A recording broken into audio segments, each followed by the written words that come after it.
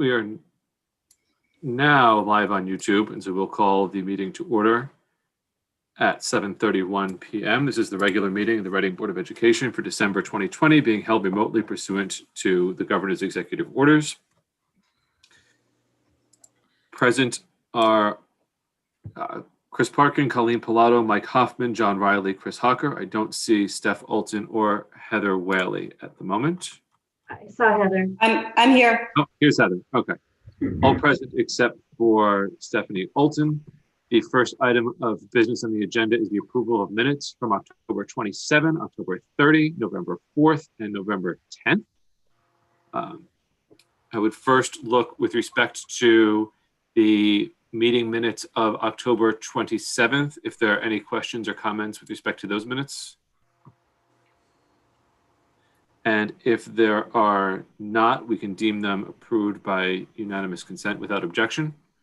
Are there any questions or comments with respect to the October 30th meeting minutes?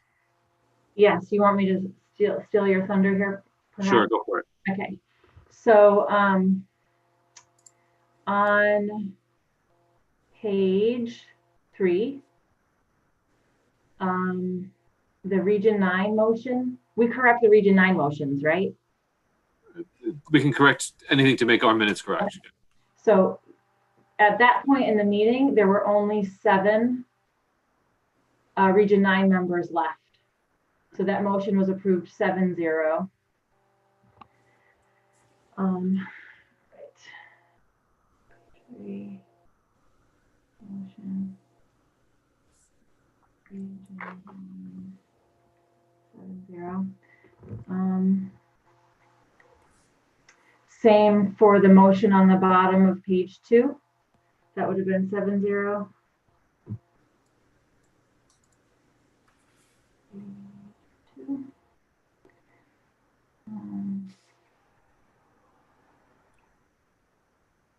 We had, Reading had all 7 people. So the Reading motion would have been 7-0. I'm not sure it was. I believe that we lost Mr. Riley at some point during the meeting. Oh, did we? Which is why the I had some tech issues at that point. And so I was going to note that between the motion here that was approved 7-0 and the motion here that was 6-0, we have to note that Mr. Riley departed. Okay, got it. For a better place. And Colleen, do you have more comments on the minutes? Yes. Oh, not on that. You're going date by With date. respect to the 30th, right? Yeah, I'm all set. To the 30th, the boards did not recess into executive session. They took a complete recess, and there was no executive session. The recess was called to permit the Personnel Search Committee to meet in non-meeting. So technically, this is not an executive session and was not convened in that manner. Yeah. So this should just be, the chairs called the meeting back to order at 6:59, and the boards had to recess at such a time. Okay, got it. Well, so any mention of executive session is wrong. Mm-hmm. No. No. In executive session, when it was actually an executive session, is correct. This would be within these minutes. Any mention of executive session is incorrect. Yeah, delete any references to executive session in these minutes. Because the 3 boards recessed for the purpose of their Personnel Search Committee having a meeting. Yes, understood. Does that make sense, Chris? Yeah. No, I'm just looking at the next item that says return to public session to discuss item in executive session. Mm-hmm. Right, and I would take all those references out. Mm-hmm. That's what I was asking. Okay. Yeah. Okay. Any other questions or comments on the October 30th meeting minutes? If there are not, because we've made changes, can I have a motion to accept them pursuant to those changes? So moved. Heather? Second. John? Any objection? Hearing none, we'll deem that motion passing unanimously. The next set of minutes are the November 4th meeting minutes. Any comments with respect to November the 4th? Any objection to the November 4th? Hearing none, they'll be deemed accepted by unanimous consent. November the 10th meeting minutes. I have something there. I gotta get to them. Hold on. 10th. While she's looking, on page 3, my name is spelled wrong. Uh-huh. It says H. Whalen. Yep.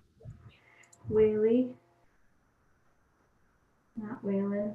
And Chris, it said that same, just like the line above what Heather was just mentioning, it says C. Parkin agreed with Mr. Hawker, but it was actually me.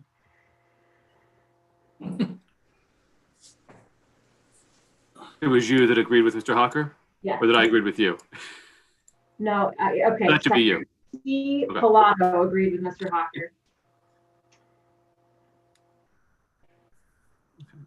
Any other comments on November 10th?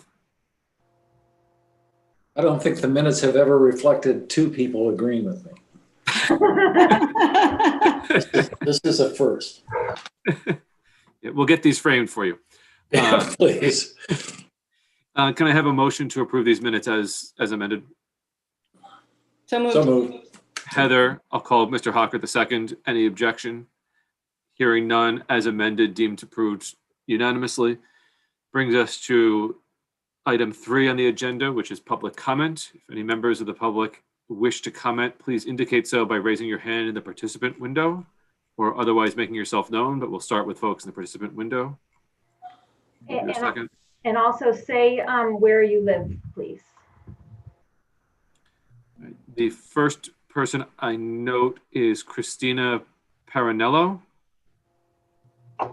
Hi, can you hear me? Yes. Great, thanks. So first, I want to thank the board, the administration, the teachers, and the staff for the Sorry, tremendous Christina, can you give your street for the minutes? Oh, yeah, you just said that. Thanks, Christina Paranello. We're at Pine Mountain Road in Reading. So as I was saying, thanks. I want to thank the board, the administration, the teachers, and the staff for the tremendous amount of time and effort that they and you have all put into this year so far. I can't imagine the stresses and the challenges that you're facing every day, so thank you. I'm a chronic disease epidemiologist, and although my expertise is not in infectious disease per se, it was part of my doctoral training. As the board and administration are considering their options for in-person versus remote learning in the coming weeks and months, I'd like to briefly share how and why my husband and I made our decision to keep our kindergartner and younger daughter home this year, even though that has meant cutting work hours to part-time for both of us and a host of other daily challenges, as everybody knows, for us and the kids, and just facing themselves. I'm sharing this with the hope that it could be informative, potentially to the decision-making process. So as someone who designs studies and works with data every day, I can say that we simply don't have sufficient data to confidently make the quote unquote right decision. Much is still unknown about how COVID-19 affects people, whether young or old, healthy or unhealthy, symptomatic or asymptomatic over time. It's been shown that infected children typically present with milder cases than adults and are more likely to be asymptomatic. These findings do provide some reassurance that sending our children to school may be a low risk in the short term.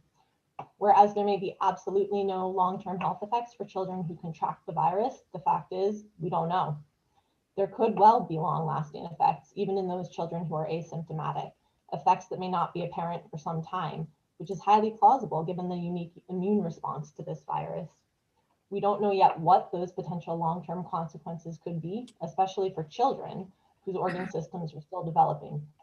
This is not just a bad flu, it's a novel virus, and we need to acknowledge that and be clear that there are known unknowns and unknown unknowns, and any assessment of risk should at least acknowledge the possibility of long-term consequences.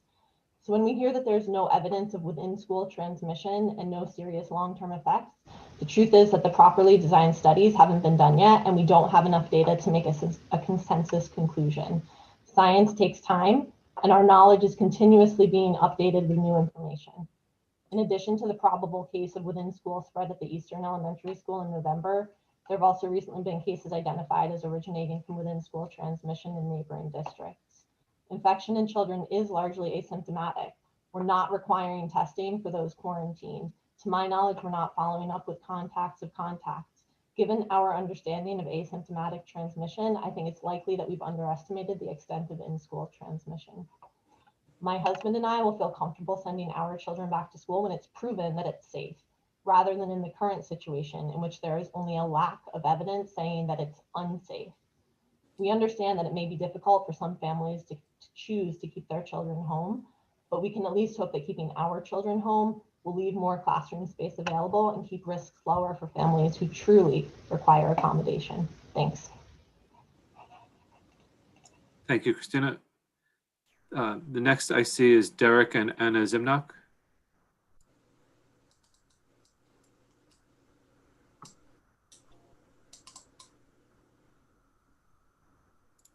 You have to you're on mute. Hello, can you hear me? Yes, thank you. Okay, sorry. Hi, my name is Derek Zimnock. We live on Newtown Turnpike. My question is open, I guess, to the whole committee with regards to the timeline for the kids to go back to school, to in-person schooling.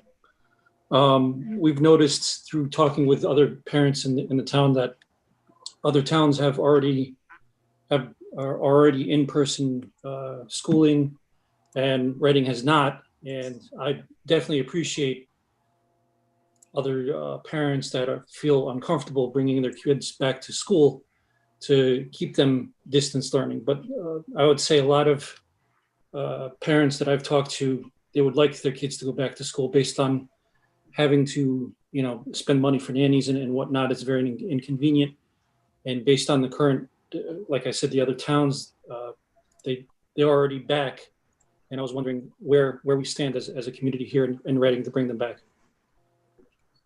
I'm not going to ask Dr. Harrison to address that right now, but I'm confident that that will be part of the dialogue this evening. Martine King. Hi, Martine King at Rock House Road. So I also want to just thank all of the teachers, administrators, central office staff, and Board of Ed for all of the efforts that have gone into just making sure that our community is safe and that kids are having meaningful learning opportunities in this turbulent time. As a fellow educator myself, I'm aware of all of the time and energy that it takes to be able to ensure that the kids are safe and that we're able to switch gears quickly at the drop of a hat. Which is certainly no challenge, not in any way easy in these particular times, managing safety protocols, ensuring that you have the appropriate staff to be able to make sure that kids are safe in the building, amongst a multitude of other things, is particularly challenging, while also trying to make sure that there's joy in the school building. So, I just want to say that I am incredibly appreciative of all of the hard work that is going into ensuring that kids are safe. And I'm confident that the decisions that are being made are with the best interest of our kids in mind. This particular year, I have had the opportunity to be able to stay at home and support my children with distance learning. Like other families, I've opted to keep my children home because of the safety of an elderly an elderly family member in our house. And I've got the opportunity to watch what virtual learning has been from the beginning of the school year all the way through now, and when the school went remote. And I have to say, as a parent, I know everybody has the right to be able to send their kid to school and also to keep their children at home this particular year. And like many, sending your kid to school is incredibly important, and also opting to not send your kid to school when you have a kindergartner and a third grader and you don't get the opportunity to have them ride the bus or see their own classroom is incredibly painful, particularly as an educator who knows what that looks like. I say all of this because I think what we're asking our educators to do and what we're asking people to do to be able to make meaningful learning for our students is incredibly challenging. When kids are in and out of school, we're not getting the best of our teachers, we're not getting the best of our educators because of all of the efforts that have to go in to being able to change at the flip of a dime. And I just would like to encourage that the Board of Ed, that the schools, that parents, that they work in collaboration with the PTA, and that we have an opportunity to be able to hear from families, whether you've been at home learning from the beginning of the year to, these just last few weeks, because we've all had to. I think there are lessons that can be learned, there are improvements that can be made, And I think that there's an opportunity that we have to be able to come together and learn from one another. People are saying that at-home learning is not working. That might be the case for some people, but I also think that we have to really think about what is working and what's not working and learn from one another, because there are a ton of resources and creativity, ingenuity in this community that we can build off of.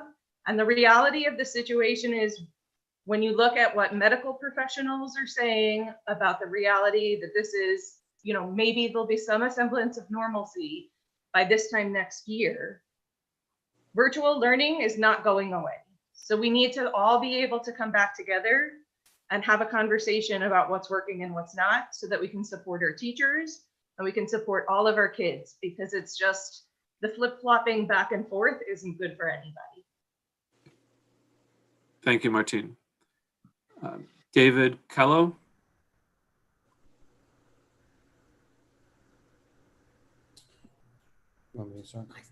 Hi, this is Karen and David Callow, 28 and a half Mohawk Trail. So we want to bring something to your attention that it's rather personal. So I'm going to try to be brief. Our son Mateo, some of you might know him, a 9-year-old boy. He has several diagnoses, one of them being autism. He attended Reading Elementary School since pre-K, as soon as he turned 3 years old. A couple of years ago, we started realizing that he was not doing well academically. But every time we brought it to the team, it was almost like he was doing good. So we as parents were like not seeing the same. A couple of PPTs ago, there was a different director of special services, a former one. She mentioned that the parents wanted to see some generalization that wasn't happening. Fast forward to our last year's PPT meeting, we were told that he wasn't doing good. They brought some documents from the office that prove that he wasn't doing good academically. He was sinking to the bottom. Because of that, we decided to hire an attorney and see our options. So this is our son, and we want to give him a good future.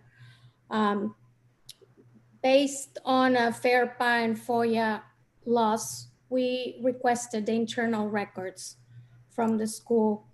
A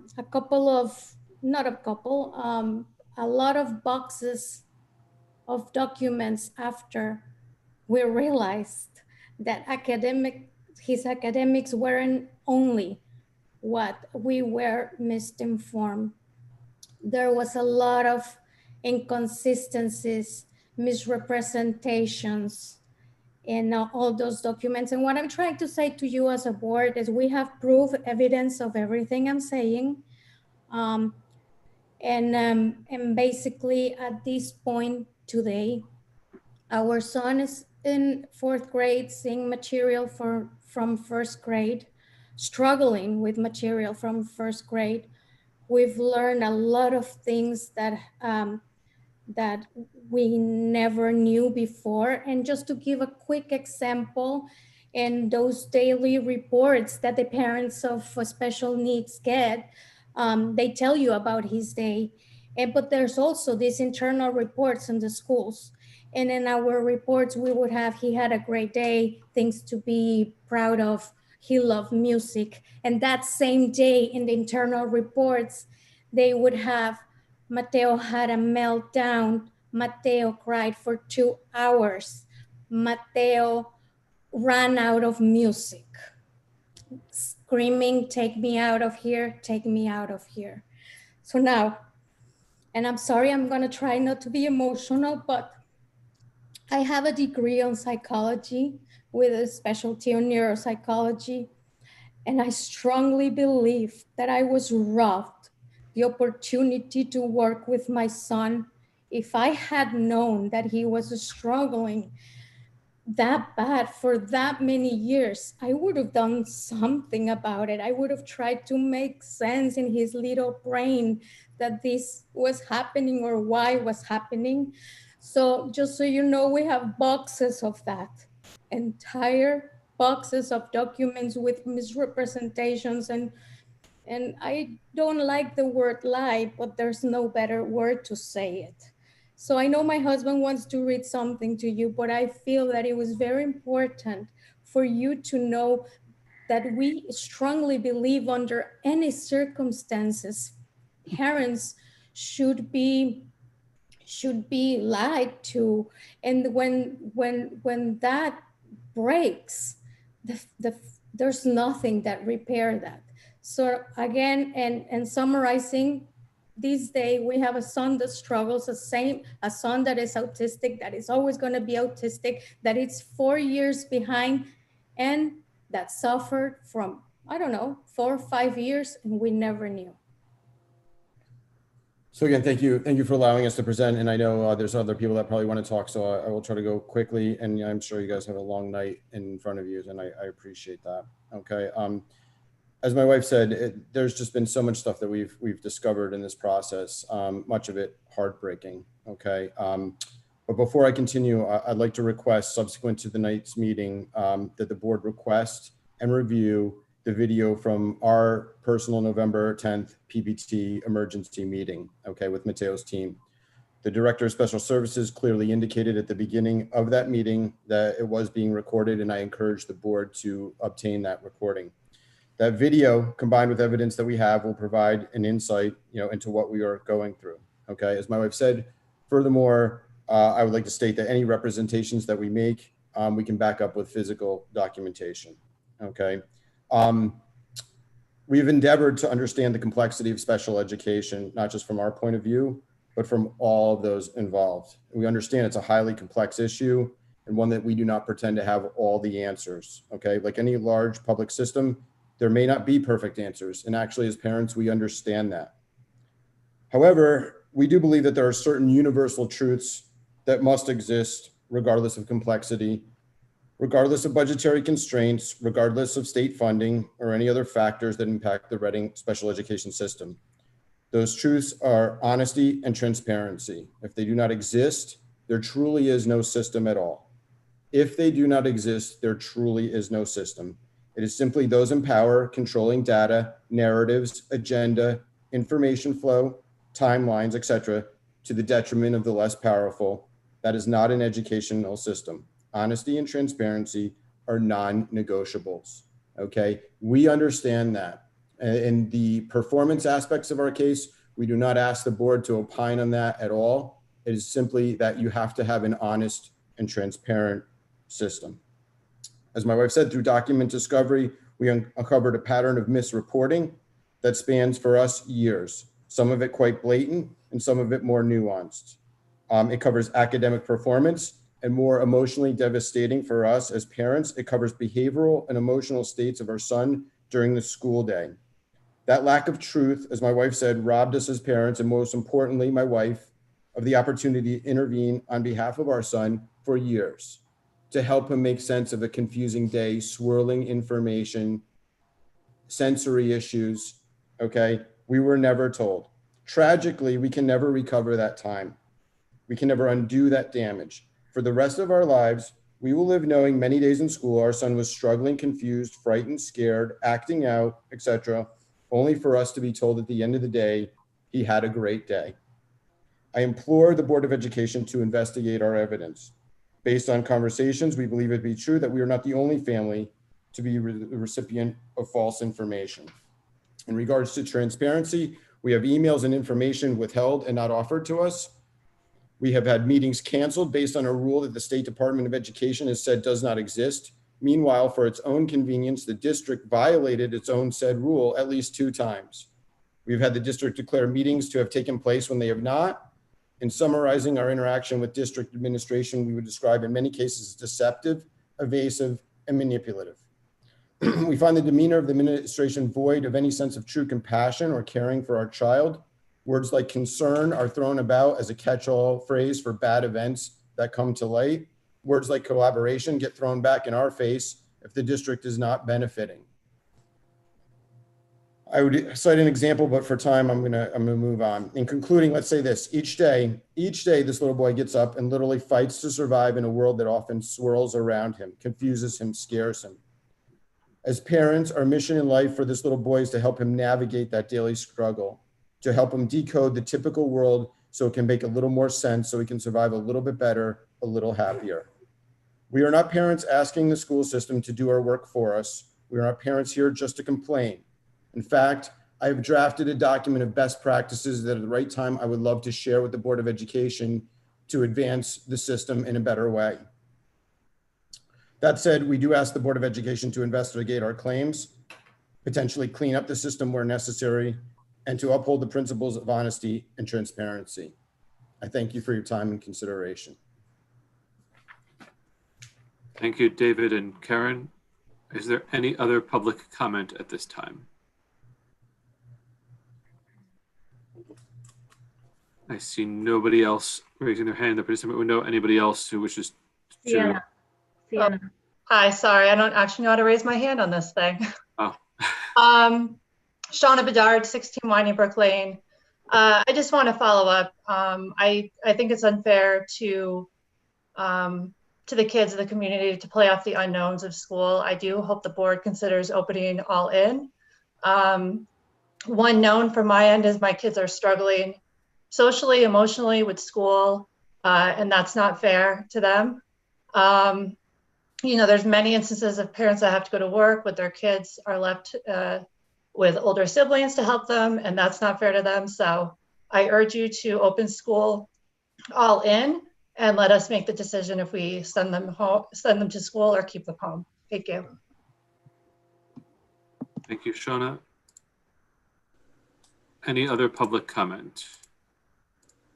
Now looking for people waving or raising their hands. Okay. And I would just note with respect to Shauna's comments that it's not the board's decision as to learning model, it's ultimately the superintendent's decision. Is there any board member comment at this time? Chris. Oh, I'm sorry. I see Meredith has her hand up now. I'm sorry, Meredith. Hi, thank you. Meredith Schuhard, 81 Pine Tree Road.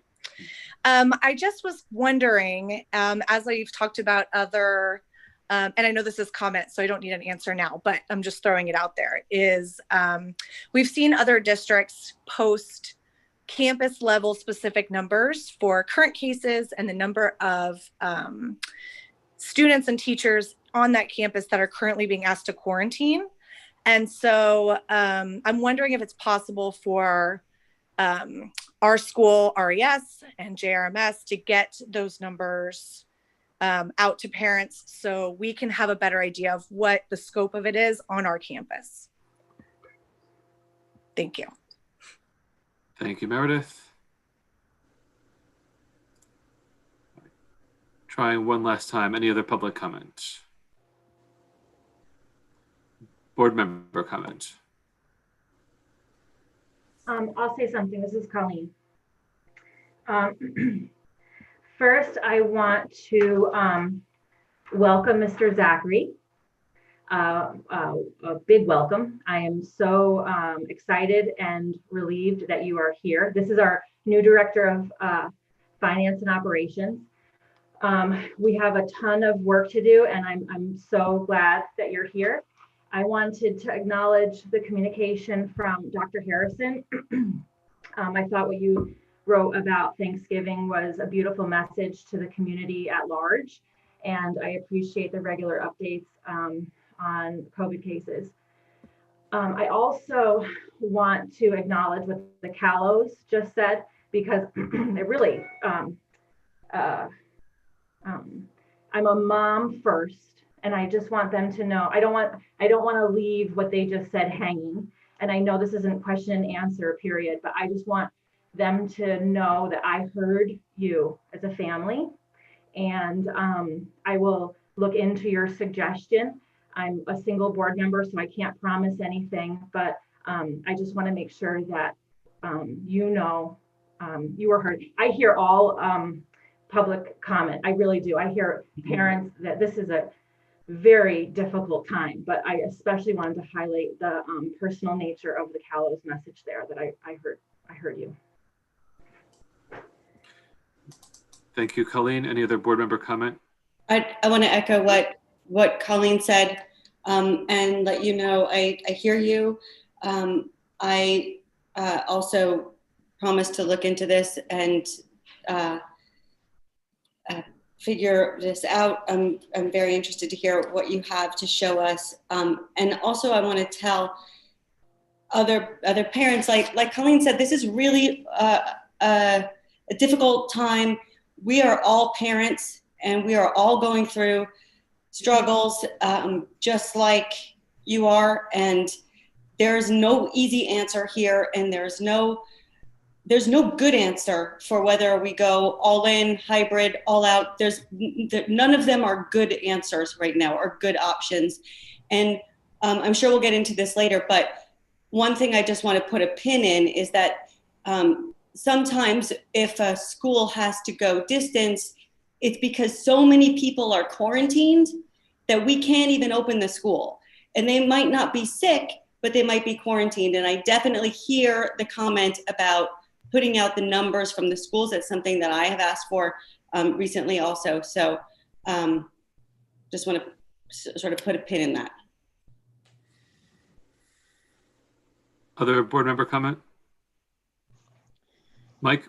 Yeah, Chris, thank you very quickly. I can imagine that this decision, distance learning, hybrid, all in, must weigh very heavily on Dr. Harrison. I don't envy the position you have. It's a big decision to make. That said, I think we need to get our students into school full time as soon as possible, and especially our special ed students, who I just can't imagine how difficult it is for our special ed team to serve them from a distance. I know how difficult it is for them to serve them when they're in school. I can't imagine, what they're actually getting from the experience now. I know it's super challenging and everybody's trying their best, but I feel, I'm one board member, I feel that we need to get our students back to school as soon as possible, especially special ed. If we can only bring special ed back, I think that would be a great option for them, a very reduced, number of people in the schools. Maybe that's something that we should consider. Thank you. Okay, Mike, any other board member comment? Okay. Move on to building administrative reports. We can start with Natalie. Hello, everybody. Happy December. The official end of hurricane season, though, that was on the news tonight. So we at least have a little good news. They did some celebrating down in the Keys.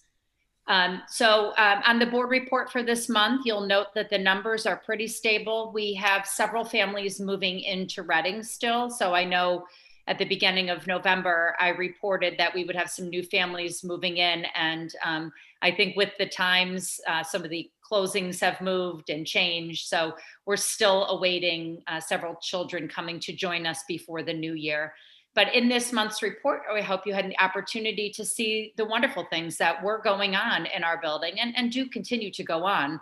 But while we did have the children in session, some snapshots from each of our grade levels, as well as some of the things that we're really trying to do, and I've showcased for this year, are holding on to some of the traditions that we have at RES and that we're very proud of. And I will tell you, the team who put together the Veterans Day, Virtual Veterans Day 2020 did a phenomenal job. I think it was touching. There were times watching the video that I got choked up myself. So if you have a chance to take a look at it, please do. What a very, very special day. And thank you to the crew for putting that together. And what I will be speaking about later is really a day in the life of what distance learning is looking like. We had this thing called distance learning happening last March, and the way it looks now being so different. So when we get into our next items on the list, I will go through some more specifics, and I have sent Chris some information that he will showcase. But this hopefully gave you a snapshot of some of the work that the children were doing when we were in session, live in session. Thank you, Natalie. Any questions on the RES building report specifically? we can hold the distance learning questions until further down the agenda. It's just a comment, really. I'm searching for silver linings these days. And one of the silver linings that I read in this report is that because we are virtual, we're able to include, the school is still making the effort to hold on to Reading traditions, which I love. And also the way that veterans were able to be included from California. Even though this situation is so challenging, it really is a silver lining that we're able to use technology to include people that might not have been included before. So I just wanted to highlight that and appreciate that that silver lining there. Thank you. Any other questions for Natalie this month? All right. Thank you, Natalie. Phyllis for John Reed. Hi, good evening, everyone. We also have an upward trend. I said trend, didn't I? I meant to say trend. An upward trend in our enrollment. In one day we got 5 new students. I think 3 of them were from the same family. So we're of course happy to welcome more people to our school community. A couple of things to highlight that we noted. This is really cool. Maria Frederick has started in essence, it's an online book club, a community read aloud. And we're reading 2 books, What Lane and Tight. And these are books under the category of diverse literature. And each week she records another segment of it, and people can get on and make comments synchronously or asynchronously, and just a nice way to bring the community together and foster some of our goals to add more diversity to our curriculum. And actually, I really would rather save the rest of my comments, if I may, for the distance learning segment, because I have quite a few examples to share at that time. Great. Thank you. Any questions for Dr. Amori on the report, with the exception of distance learning? The same. I really appreciate holding on to these traditions that, finding ways to make it work, even though the students aren't coming. This is Colleen. Even though students aren't coming in the building every day.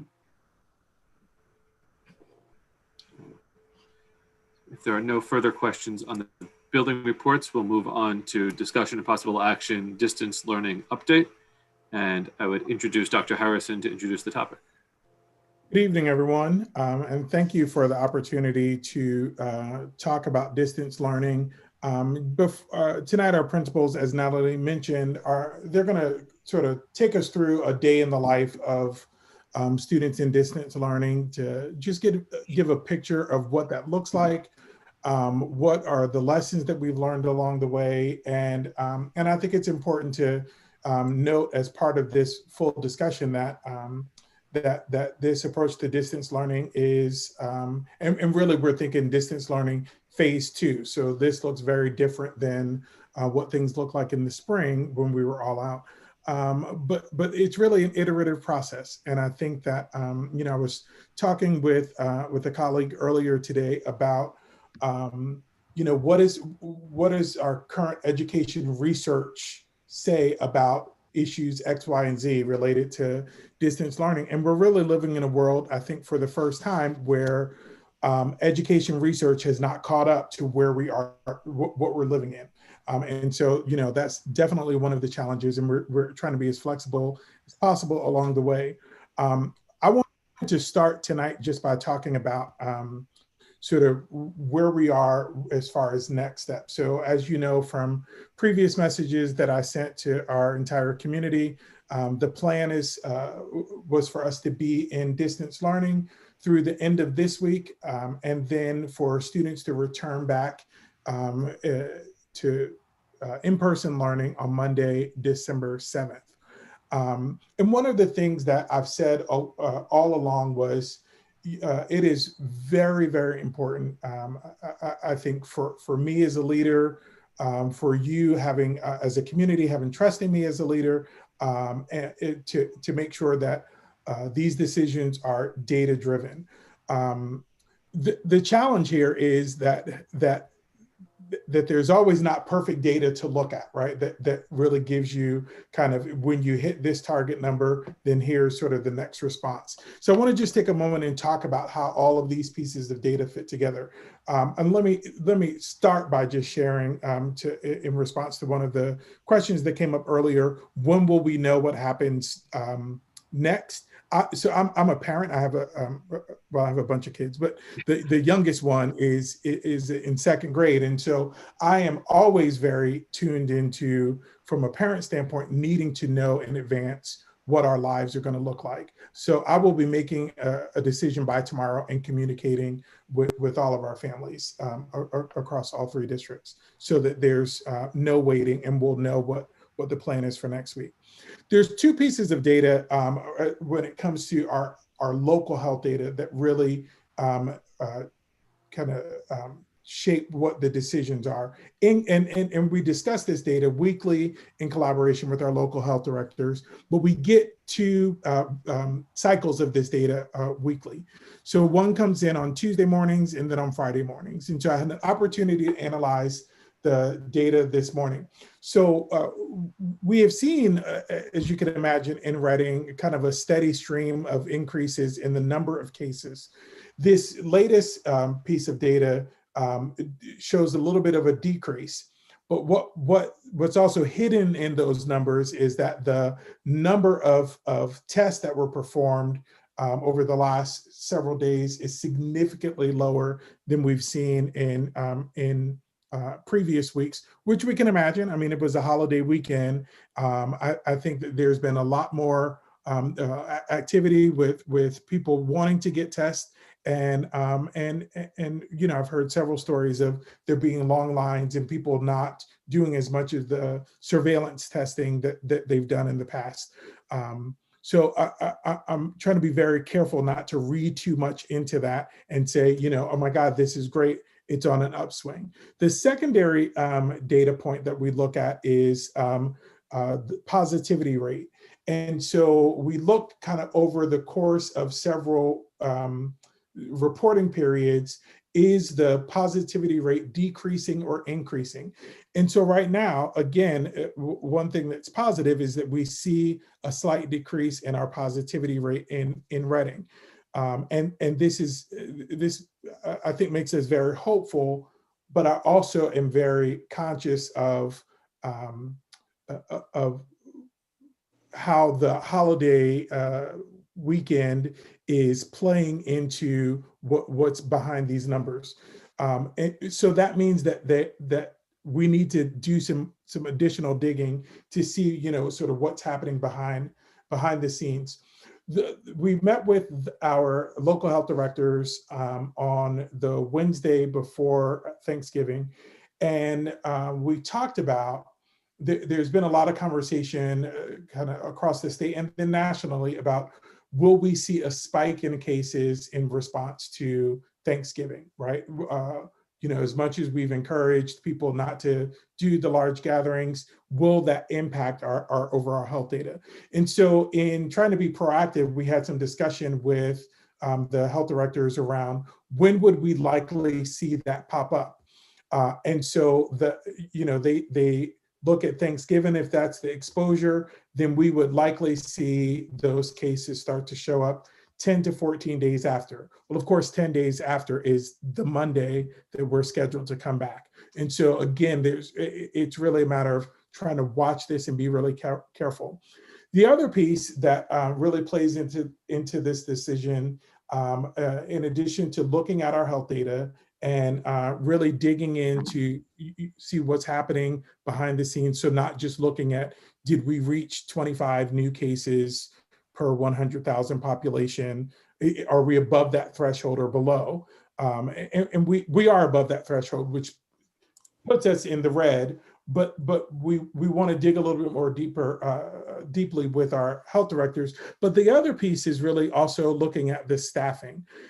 There was a period right before we shifted to full distance learning that there were more than 30 staff members who were out at Reading Elementary School in quarantine as a result of exposure either in school or even outside of school.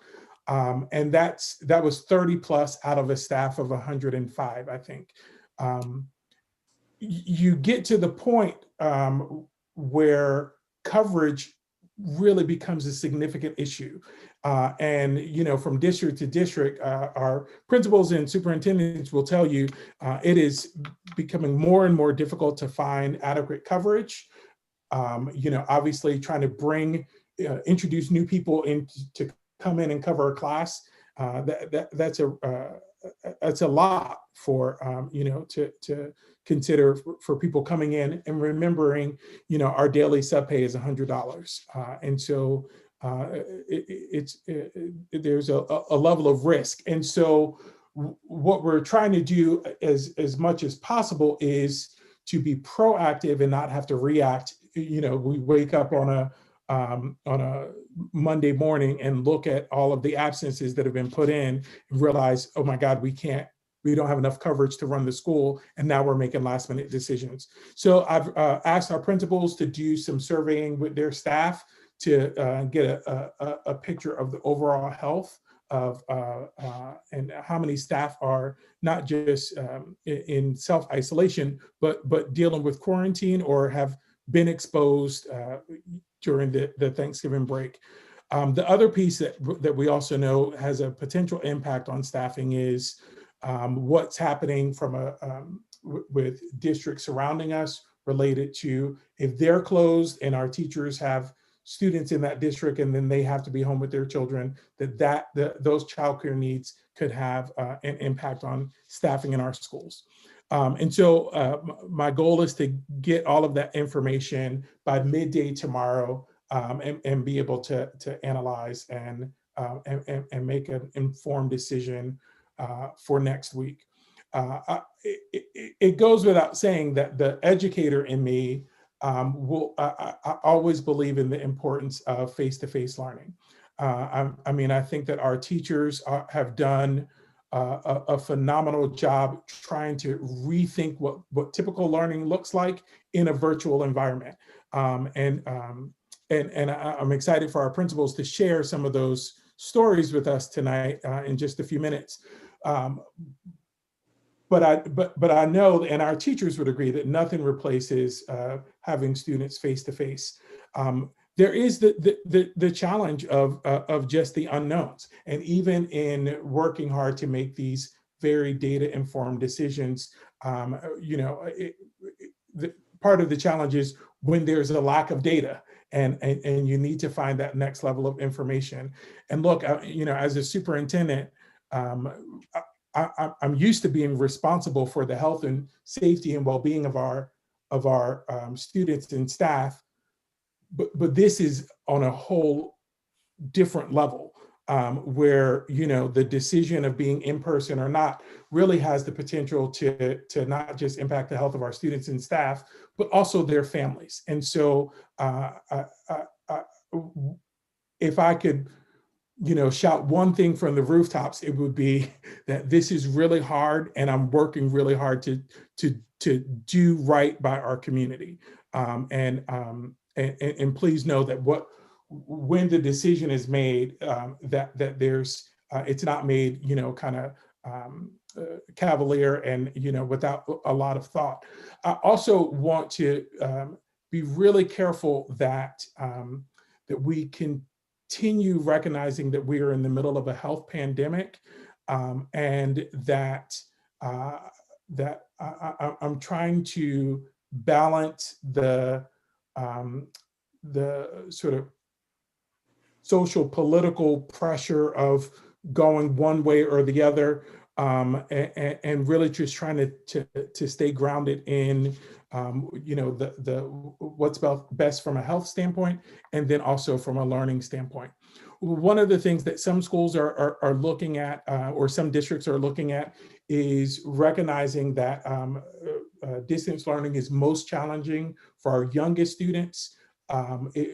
Looking at the data and trends locally to see if bringing part of our schools back, so maybe some of our youngest students in first, if that makes the best sense. I will say that as a district, when we look at the number of positive cases that we've had with students, it's really been concentrated in our lower grades. And so, you know, I think that while we're looking at some of the statewide and larger kind of health trends, we also have to look at the experiences that we've had in our district. You know, in thinking about some of our kindergarten classes that have had to quarantine twice back to back, I just can't imagine how difficult that is. And so all of those things are being considered. One of the other pieces that we started having conversation about right after the decision was made to shift to distance learning was what's the path forward for bringing our special ed students back in to learn in person. And so Ms. Del Conte and I have already started that conversation. And I know that she's been working with her team in Reading, in Easton, and then also her counterpart in Region 9 at the high school to really to think about what's the best way to do this, because we recognize that we want to make sure that we are taking special consideration for some of our most vulnerable students. And in a lot of cases, those are our students with IEPs where we know that the best service delivery for them and to ensure that they're continuing to grow along their continuum is going to come from in-person learning. And they're not going to have that same level of growth in a virtual environment. So all of those pieces, those are all of the pieces, and I've been working hard to try to communicate not just here's the decision, but here's the thinking that went into it and the factors behind it. The question of the data dashboard has come up a number of times. Is there a way for us to you know, get a snapshot view of how many students and staff we currently have in quarantine? What I've primarily been communicating to our communities is when there is an exposure, but an exposure doesn't, people could be in quarantine from not having been exposed at school, and that could still have a staffing impact. So just know that I've looked at some of the dashboards in other districts, and I'm looking at what that would look like for our tri-district. One of the questions tonight was during public comment was, could we do that at a campus level? My concern with having a dashboard by school is that data would then become identifiable because we're talking about small numbers of people. I would feel much more comfortable looking at something like that on a district level. Just know that's in the works. And part of the reason why it's important to gather that feedback from our administrators on the status of our staff. I'm sure that there'll be additional questions for me. I'm gonna pause here and give our principals an opportunity to talk about distance learning, because ultimately, you know, we as a school district, we're in the business of teaching and learning. And so, you know, as we're working hard to make health decisions, obviously, we want to make sure that whatever learning model we're in, that our students are continuing to thrive. And I've really been able to see an evolution of the kinds of discussions that we're having with our teachers and administrators since the start of the school year. And it's been very nice over the past several weeks to really become more and more focused on instructional delivery and really digging into how do we know what our students know and how do we know when things are working for them academically. And so I'm excited to have the leadership of all of our administrators and having Natalie and Phyllis represent what's happening at the building level. Okay. Thank you, Dr. Harrison. So as we said, as I said earlier, what hit us in March and where we are now are really, in our eyes, two very different scenes. The basics are that we are having the opportunity for so many more synchronous learning opportunities now. Again, when we began this March to June, we were figuring out things. Who needs a Chromebook? How are we going to get a Chromebook out? And I will share that we have distributed 150 Chromebooks to students at RES since the beginning of the year. Joe sent out a survey at the beginning of the year for our families who opted to take part in the temporary learning from home. We had some families who were in the hybrid model who opted to use a Chromebook from school. And during our most recent transition to distance learning, we had 50 more children who requested a Chromebook. So again, having that under control now and understanding where those Chromebooks are and how we're supporting those learners at home, that's just one tiny little piece of the puzzle, but we just have a better understanding and handle of how things are moving right now. One thing that we thought was really important through this process, and Joe and I talked a lot about this over the summer, was consistency. And I think we predicted exactly what was happening now. Starting off in one model, transitioning to a different model, transitioning back, and really being at the mercy of the health data. So much of this, unfortunately, is beyond our control. And so we knew that we needed to have some consistency. And for those of us who are elementary human beings, and really for all children, consistency is so important. And quite frankly, it's important for us as adults too. And so one thing we did, and I give kudos to Joe for this, he worked tirelessly to create a schedule that would last through all three models, through all-in, through hybrid, and through distance learning. And so what I'm going to show tonight, once Chris starts pulling up some of the documents I'm going to show, what I want you to understand is that every single grade level is following the same schedule now in the distance learning model that they would follow if they were in the building full time. So if they know that it's week 5 and they have music on Monday, that's going to remain constant. If they know that every day at 9:30 they have reading, and then they go and they visit a reading teacher at 10:15 every day, those are remaining constant. We thought that this consistency between home and school was going to be really, really important. The other thing that we have really honed in on this year is the social emotional learning piece, and making sure, again, March to June, we were touching base with kids, and now it's, what are we doing with Second Step? How are we embedding in these morning meetings? How are we connecting with children? I had a teacher do a birthday Padlet for a child on their birthday, and all the children in the classroom were able to share what they were doing, share birthday wishes with that child. I had another teacher call home to wish a child a happy birthday. This is just a sample of one slide, and I will tell you, this particular grade level, they have about 30 to 60 slides per day. And this is just one little snapshot of a conversation that they were having in the morning for their morning meeting. And this is at the primary level, we're talking about what connects us, what makes us good friends, and really what our needs are. And what we're finding with our little friends is they need to talk about these things. They need to share those feelings and those emotions.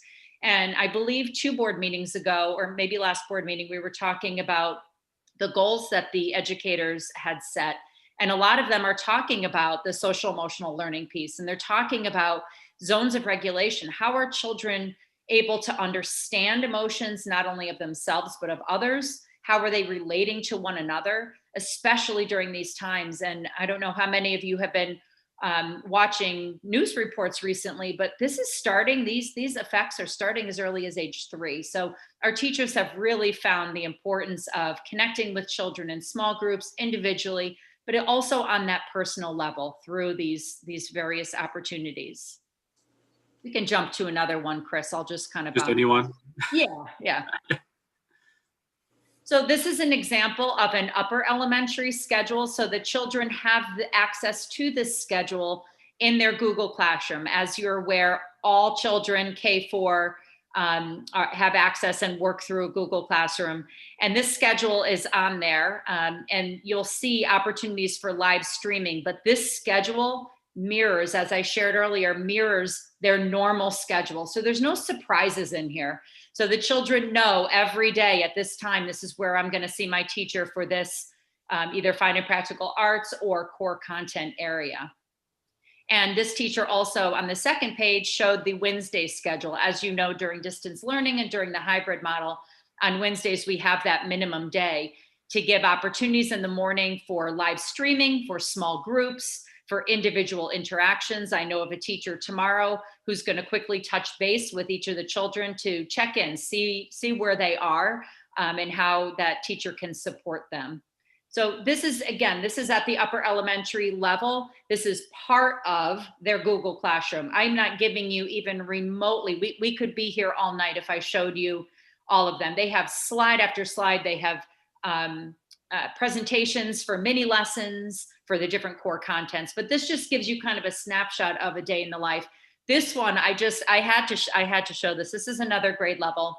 This is on the teacher's Google Classroom, and it's an interactive. So I crossed out some of the passwords and stuff, but you can pretty much get a picture of it here.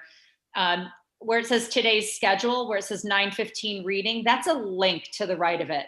So it's very interactive. And if the children read in the big rectangle on the left-hand side, it says, click on the globe for science. So if you look down in the little bookshelf, there's a globe down there. So it becomes fun and playful for the children. So they really can get a snapshot of their day, but it doesn't have to be, as I showed you in the first one, of the 2-page document, just a different way to showcase what the children's day is going to look like. Again, another grade level. And the reason I pulled this one, so it not only shows the live stream schedule for the children, I pulled one for today just so you could see most up to date. But I believe, Chris, does that one go to page 2? Yeah, perfect. This is what I thought was really neat about this one is so often the children might see an activity and then say, oh, I went to the mini lesson, I'm good to go for the day, and then not really know what they have to do after. And this, again, at the mid to upper elementary level, the children can see for each content area what is expected for them to either turn in or complete for that assignment. And this really helps the teachers to hold the children accountable. It helps them to document, to give feedback. I heard from a parent today that her child is so excited to receive feedback from her teacher because she's getting it at that individual level, whether it's back through an email or through a voice text. But just, again, various ways of really connecting and meeting these kids. And then this gives a quick snapshot for those children. I love the dab down below, for the children, for the homework for the night. Again, friendly visuals for the children so they can own their learning, but also that it's easy. I know that in word study, this is what I have to hand in tonight, and this is what I'm expected to complete during the day. And I think did I have one more for you? I think that was it. That was it. Okay, the SEL one. The other thing, and I didn't pull it up because it did have children's names on it. Teachers are also providing opportunities for one-to-one assessing opportunities. So I did know a couple of teachers at a grade level this week specifically who are meeting with children one-to-one so that they can assess the children. And I thought it was really sweet. On one of the letters, the teacher wrote, and parents, after getting your child set up, step away so I can actually assess your child, because as parents, I know we want to help so much, but the teachers really want to get an accurate measure and an accurate understanding of where the kids are at. Because as Dr. Harrison said, this is what we're here for. We're here, this is our business, teaching and learning, and watching these children grow and watching these children accomplish things is our greatest success and brings us the greatest happiness. So I know assessing is happening right now. We also, as you know, have literacy and interventions. So K-4, that is also happening. So children in between, again, this is why we thought it was so important to keep our normal schedule. So if you know that you see Mrs. D'Agostino for literacy at 10:30 every day, well, 10:30 every day, that's when you're going to see Mrs. D'Agostino, but it's going to be virtually. So we're holding on to those opportunities, again, to meet the children where they're at and meet their needs. The other thing, going back to the technology piece, we are so lucky. We have a phenomenal tech assistant who has joined us this year. She has been in the building with us in person, answering just a ton of phone calls. So I encourage families too, don't sit and just be stuck with something technologically. We're here to support that. We're here to help that. And we have some phenomenal people on our team to help with sometimes when there's those glitches or those questions along the way. Just looking at my quick little notes here. Yeah, those are just some, again, snapshots. Again, thinking of consistency, thinking of making these days feel, even though we know they're not, and as Dr. Harrison shared too, we know they don't match being in school live with the children every day, but we're doing our darndest to make them as close as humanly possible. And again, keeping that consistency, keeping that daily schedule for all grade levels so that there's an understanding of what they need to be doing while they are at home learning. So I will definitely take questions, and Joe's here tonight too. So Joe, if I missed anything, I know you and I have talked quite a bit about it, but if there's anything that I skipped over talking too quickly, please jump in. Thank you, Natalie. Questions from board members for the RES team, John? Yeah, thanks very much, Natalie. That was great. I hope you're never again in a spot where you have 30 out of 105 people out. But I just do want to ask some questions with regards to sub coverage and how that plays out. What changes we may need to think about from a board perspective, whether that's a change in sub pay to make it a little bit more attractive or to bring in retirees or whatever that case is. But I just wanted to better understand, how that works, and if we consider a triage with FPA instructors or any other way of reorganizing so that, if a classroom teacher is out for an extended period of time, so that the streaming continues and ways that we're addressing that going forward. So I could jump in, John, and talk about this first, and then I'm happy for the principals to fill in as well. We had an opportunity yesterday to meet, Dr. Pearson-Ugal and I met with the Reading administrators and also the REA to talk about sub coverage, particularly within this distance learning environment. So, so there's a couple of different issues. So you talk about when they had 30 plus staff members out at RES, that was when we were in person. But now looking at what sub coverage looks like in a virtual environment is really tricky. So a couple of things that we needed to work through. We needed to work through access to materials. So as you know, our teachers are using Google Classroom and they use their own logins for Google Classroom and also their own Zoom logins. So it's not as easy as, sort of in person when the teacher can leave a folder of materials on their desk if they know they're going to be out.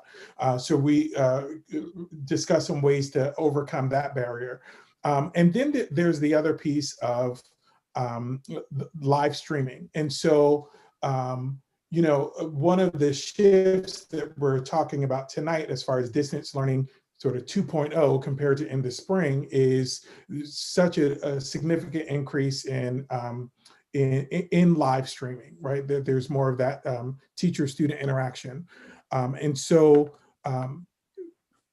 what we said is that the first couple of days that a teacher is out, if they're out sick, between the teacher and with their colleagues, it may be appropriate if we're in a distance learning environment for them to have asynchronous work available for their students to work on for those first couple of days. If we know that it's going to be an extended absence, we don't want students to go multiple days without having any teacher interaction. So you can already see if that's the goal, that's really different from the elementary level to the middle school level. So if you have a 6th grade math teacher who's out, that student is still going to be able to interact with all of their other teachers, and the student could work on that math lesson asynchronously. So we really wanted to focus the concentration on our elementary students and how to support that work there. So what we came up with was identifying a number of subs that we could provide some additional training for, additional training to them on things like Zoom, on some of the live streaming resources so that they're able to connect with students, and recognizing that not all subs are created equally. And so, we want to be very conscious about identifying subs that who are going to be streaming into everyone's living room and the kitchen, that there's some comfortability in not just the content, but also a level of comfort with the tools. One benefit to being to thinking about subs within a virtual environment is that we could expand our reach a little bit wider, right? So it doesn't have to necessarily be people who are just local, but we could even look at tapping some people a little bit farther out, that there might be some possibilities there. So that's some of the work that we talked about that yesterday morning, and we'll follow up with identifying some of those folks. I think that the second piece with this is just making sure that we have some real clear communication with our families as far as what to expect. And I think that that's one of a big part of the conversation that we had. We knew that there'd likely be a situation at some point in the year where we would be in distance learning, but we had to sort of live through what happens when there's a sub for when the teacher is out for multiple days. How do we figure that out? And so we had to live through it, and I think we already learned some good lessons that we could apply for going forward, just to make sure that there's that continuity of learning. And Stephanie, Natalie, Phyllis, jump in if I left anything out, just in relationship to that discussion over the past week or so. I would just say that it was good collaborative discussion with our teacher leaders, and I think everyone is focused on the same goal. It's a matter of how to identify the right individuals, possibly existing non-certified staff members, providing the right training, and being clear in the communication. But I think that together we're coming up with a good plan.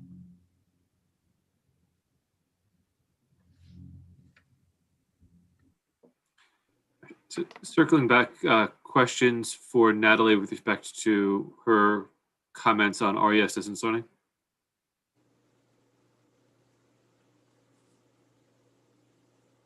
I'm so sorry, Chris, I was muted. Okay, so it seems like so much has happened since March, but I believe I recall we were providing, our staff, our teachers were providing pre-recorded videos of them. I don't know if they were providing lessons or read alouds. Have we moved away from that, or are we still including pre-recorded videos? And would that be a way to leverage whatever resources we have available to us if we're in a distance model, yet we have very limited staff? That was a question. I don't know if I had a question mark at the end of that. I'm wondering if we're still doing pre-recorded videos, and I'm also wondering if that's a way to leverage very limited resources. So the teachers at Reading Elementary School primarily are doing the live instruction. That does not mean that they cannot put something together, but we really felt it was important for there to be that live interaction. They can certainly do a video and while they're live teaching. So have it, okay, I've done this video. I'm now live teaching. I'm watching my children. Okay, boys and girls, from what you just watched, and engage in that conversation. Do I think that would be a help for the sub situation? But if that teacher doesn't normally do that and they're under the weather where they can't come in, I don't know that they would put together a video, because that would be the equal to doing the distance learning. But I might not be understanding your question correctly. So my dogs are barking in the background, forgive me. It's more like how a staff member could fill in. So let's say a staff member isn't available at the moment the schedule requires them to be available. But in a moment when they were available, they could create a pre-recorded video, at least to have a teacher's face, presented in video format to our students who might be without their teacher for a few days. It was just a thought I had. If it's not going to work, it wouldn't work. But I'm just trying to really think of ways that we can make this work for our students, given the staff limitations. Yeah, no, I understand your question. I'm not sure it would be possible, because for another teacher to then put that pre-recorded video together, they're already teaching the whole day. So I'm just not sure when that would happen, but it's certainly something, Colleen, that, with new ideas, it might start and open up and blossom into another. So, it gives us something to think about. I think it sounds like what's motivating the concerns from John and Colleen is just circumstances where teachers have been out for multiple days, and it feels as if classes are left sort of hanging in the lurch in those moments. And there's a concern that we're not necessarily doing everything we can be to be making sure that we're touching base with those kids, which, as I think everybody has mentioned, it's a learning process as we go forward, but I think it's coming across as a pain point, basically. I'm also worried about what the future might hold. If more and more of our staff might be more severely impacted. I hope this doesn't happen. I'm just playing a scenario forward. If this is going to happen more frequently, like, what are we going to do? It's that kind of thinking.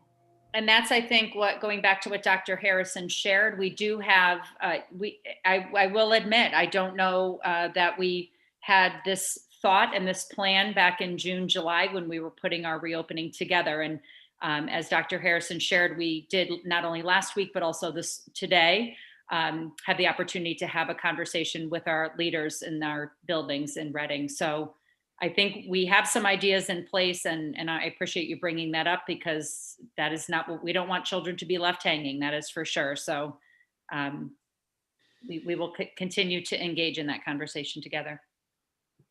Can I ask, say this is a kindergarten teacher who's out and this kindergarten class is left hanging. Why can those kindergartners not join a different kindergarten class for that period of time? Again, so if you can get behind a screen and try to manage 18 kids and then add 5 more, which are not typically. But you could split them up. You wouldn't have to put all 5 in one. It's better for the kids to do something than nothing. Yeah, I will say that we actually had a lot of conversation about this. And, so Heather, that was one of my kind of initial thoughts. It was, okay, well, if you're live streaming anyway, then just add to the number of students. What happens is, and I think about this from the standpoint of how, when I'm in Zoom meetings all day long, you get pulled into and distracted by things happening behind people. So now you bring additional students in, and I think that one of the big challenges that we've heard from our teachers in a Zoom environment is dealing with some of the classroom management issues. And so even if they're not doubling the number of students that they have in front of them on screen, but we're splitting those up, that it just adds another layer of challenge. And I think that after our conversation, I felt like that I wanted us to be a little bit more creative in how we're addressing some of those issues, and then potentially looking at that there might be opportunities for us to use our paras differently, or some of our additional support staff, rather than just moving those students into another first grade teacher's classroom. Now, what I do think happens very naturally is, our teachers would be sharing resources with each other and sharing resources with the sub or who's ever covering, to make sure that the learning piece continues. But rather than just putting those kids sort of virtually in the other teacher's classroom.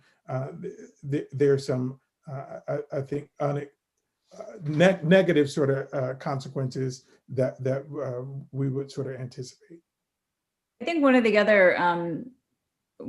other things that was brought up was the fact that while the teachers on a single grade level are all following the same curriculum, they might not be in lockstep from room to room. So if a group of students joined another classroom virtually, the lesson sequence might not be identical. So the class that might be 2 lessons ahead or 2 lessons behind, while it certainly is great that you would have the live engagement, we're not sure that joining another class would necessarily be better than figuring out how we could use some type of a permanent sub or a support staff member to attempt to follow the teacher's lessons plans with a live stream. Natalie, let me take this in a slightly different direction. When we talk annually about class size and how we assign classrooms in a normal environment, we talk about the importance of that one-on-one time with teachers and small group instruction that's differentiated to different levels. What's the impact on distance learning? What's the impact on that effort to meet one-on-one and to have small group instructions when we're in this distance model? It's just different. So again, it's needing to schedule times versus, all right, Chris and Rydell, come join me at the back table. Now it's setting up separate times so those children can join you privately or in that small group. So it's just different. And teachers are getting a handle on what that looks like and feels like in the distance learning setting. I know when we were in a couple of weeks ago, Joe and I both had the opportunities to get into classrooms for sessions, and we're engaging in those. So it's just looking different at the distance learning model. I do want to go back and clarify one thing that's kind of sitting in the pit of my stomach. A comment was made about leaving children hanging. I want to clean up that phrase, because at no time, of course, are we just saying, oh, there's a teacher's out, there's nothing there. So I do know that grade levels work, even though Stephanie is absolutely correct. They may not be exactly in sync with exactly where they are.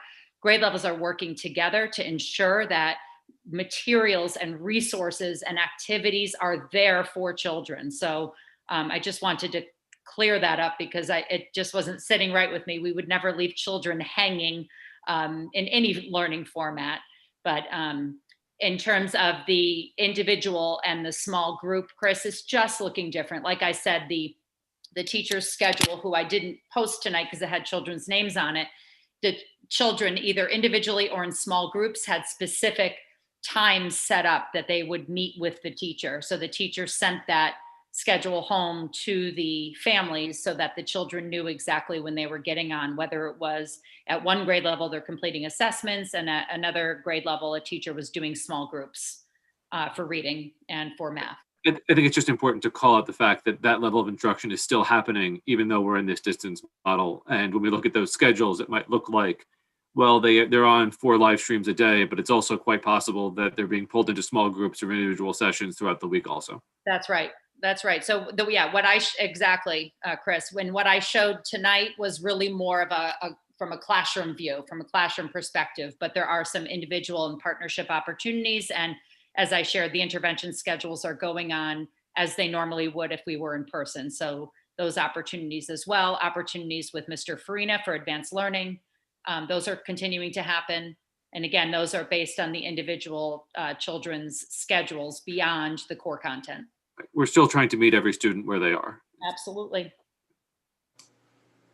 Tagging on to that, to Chris's question, I know that there were some classrooms where there was certainly not an even split between cohorts A and B. And I just wanted to see how that's working, and if we should, if there's some thought to maybe balancing those out, or if it seems to work when it's not even an even number per group. Yeah, I think there were 2 or 3 grade levels where it was a pretty even split.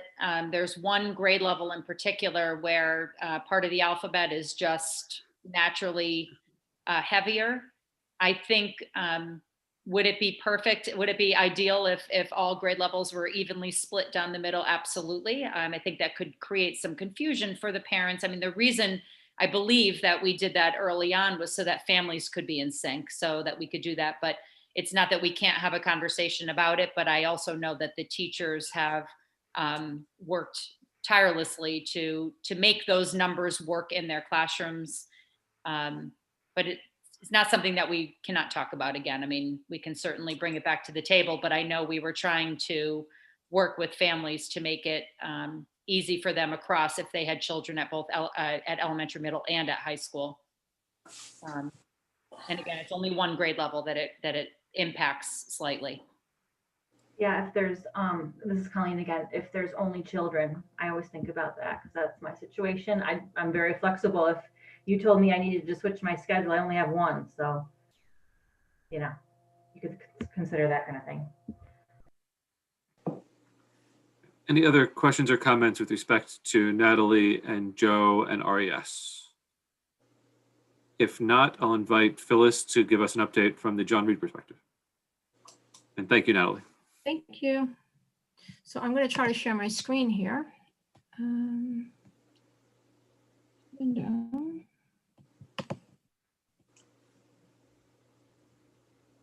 I don't see my screen. This is not good.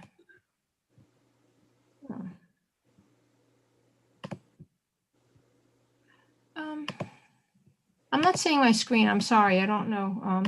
I can just, I can talk you through it. I have an outline that I wanted to share. So it looks really different at the middle level because we are departmentalized, and also we're following a regular schedule. By regular, I mean students report for 30-minute classes throughout the day, and we have 5 minutes in between each class to give them a little bit of a break. And one of the things, it's interesting, we've been talking about silver linings, but there's a couple of things in our school day that I'd like to highlight for you. And the first, we started the day with our first period, and then we have a home base period right before our third period. It lasts for 15 minutes. These are small groups that meet with one adult in the building, and it's just a place to connect and to play fun games with kids and to check in with them.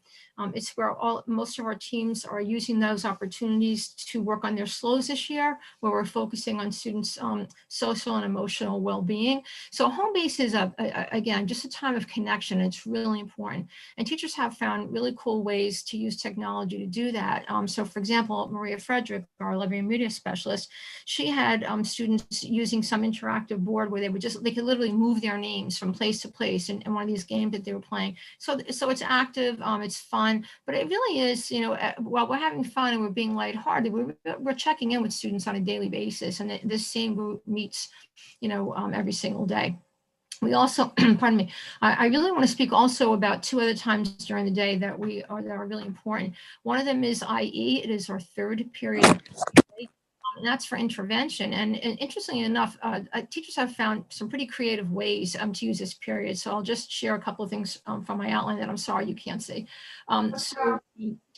Grade 6, for example, one of the teachers gets students together and brings them to what they call their rainbow calendar. How are we going to organize our day? How are we doing with that? The same thing in grade 8. They have an actual checklist that they go through with all of the students. Have you done this? Have you brought that? Have you, and so on and so forth.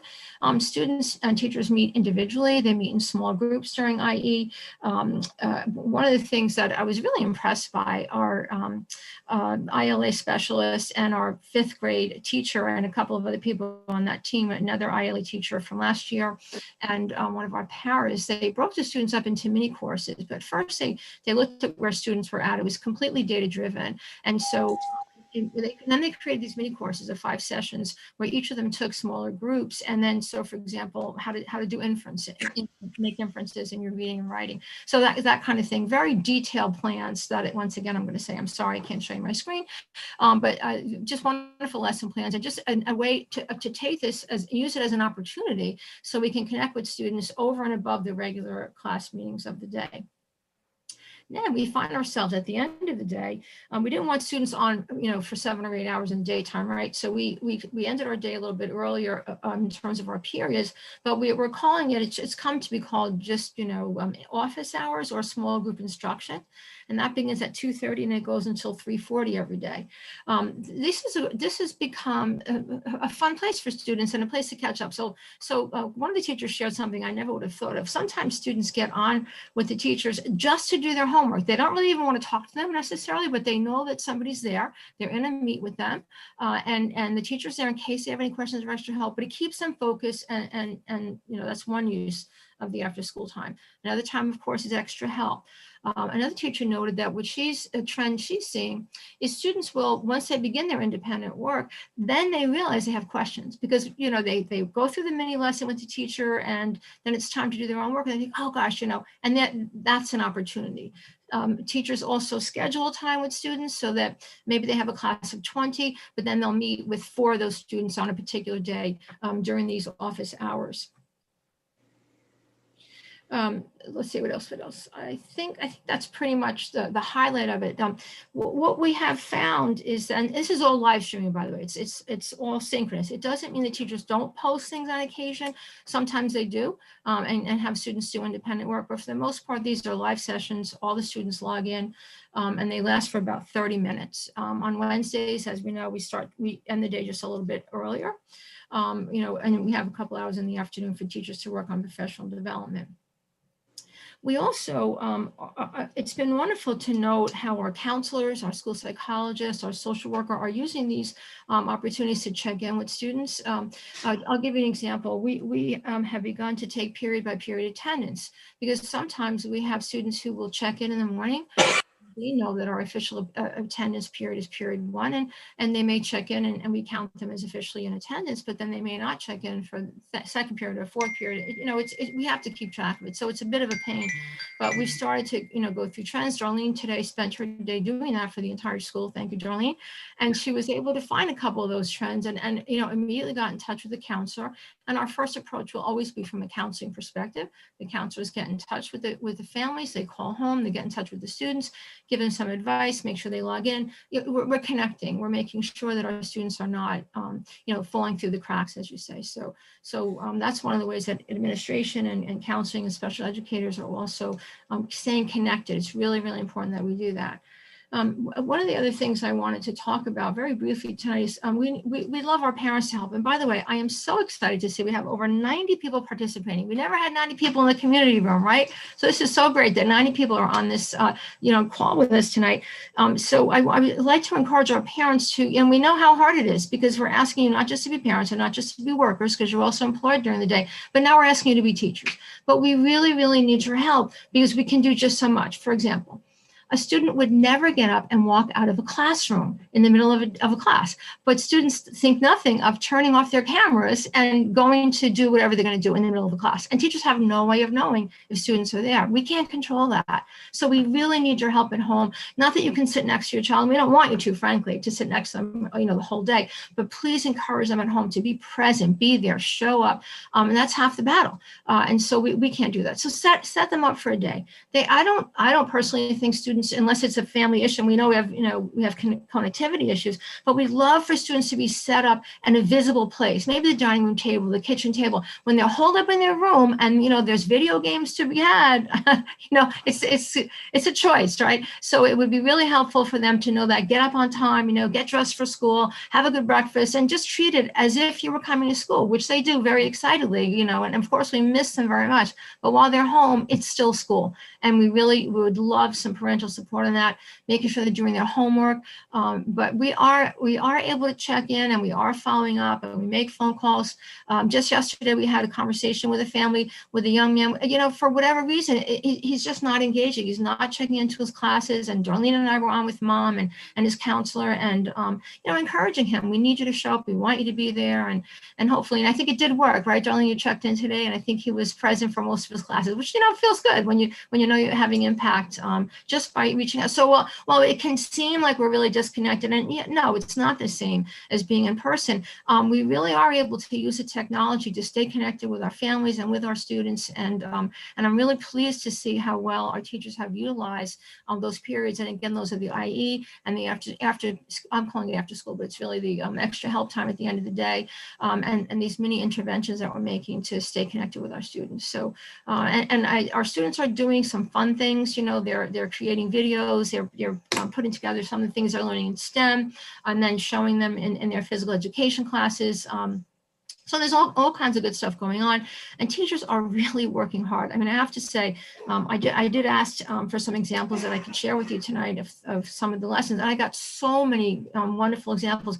But just looking at some of the things I had to create, I mentioned those mini lessons earlier, the amount of detail, you know, for just one of those, and there's 4 mini courses they created. They're going to meet 5 times, and everything that a teacher normally does has to be recreated. It doesn't translate, right? What one does in person does not translate necessarily to the distance learning model. So it is an incredible amount of work, and I believe we're getting better and better at it. I have not had parent complaints or concerns, and we certainly had them, you know, back in March when we were very new at this. So I do think it's working.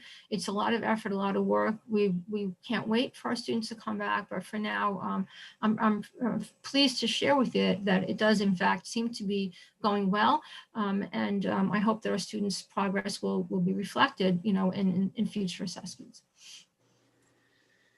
Thank you, Phyllis. Questions or comments with respect to John Reed? I have a question. I know that sometimes kids are told after a lesson, print out this sheet to work on at home. In terms of equity, have we checked to make sure that everybody has a printer? No, we haven't, but we certainly can. Because then we'd also have to make sure they have ink and paper. Yeah. Or a way to get them other materials. Yeah, I don't know. I'm not sure what we're still asking. That's for both RES and John Reed also. Say it again, please. It's for both RES and John Reed. Yeah, I'm not sure what in what kinds of situations we're using print applications, but I will find out. I mean, I know most things are done through the Google Classroom, but I'll check into that. Thank you.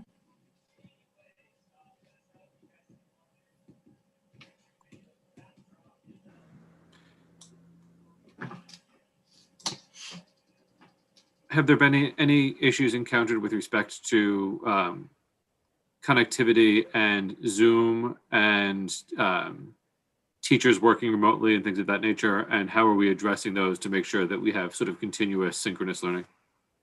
And that's a good point. Thank you. My understanding from teachers, and I think Stephanie also has gotten some information from her tech people that she's in touch with, both Zoom and Google Meets were dropping. Students were being dropped from Zoom.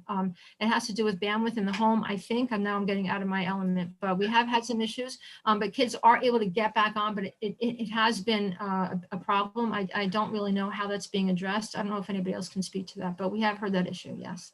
Well, I can just, I follow the tech director listserv for the state of Connecticut, and I don't think there's been a week since the start of the school year when issues have not been reported in one place or another.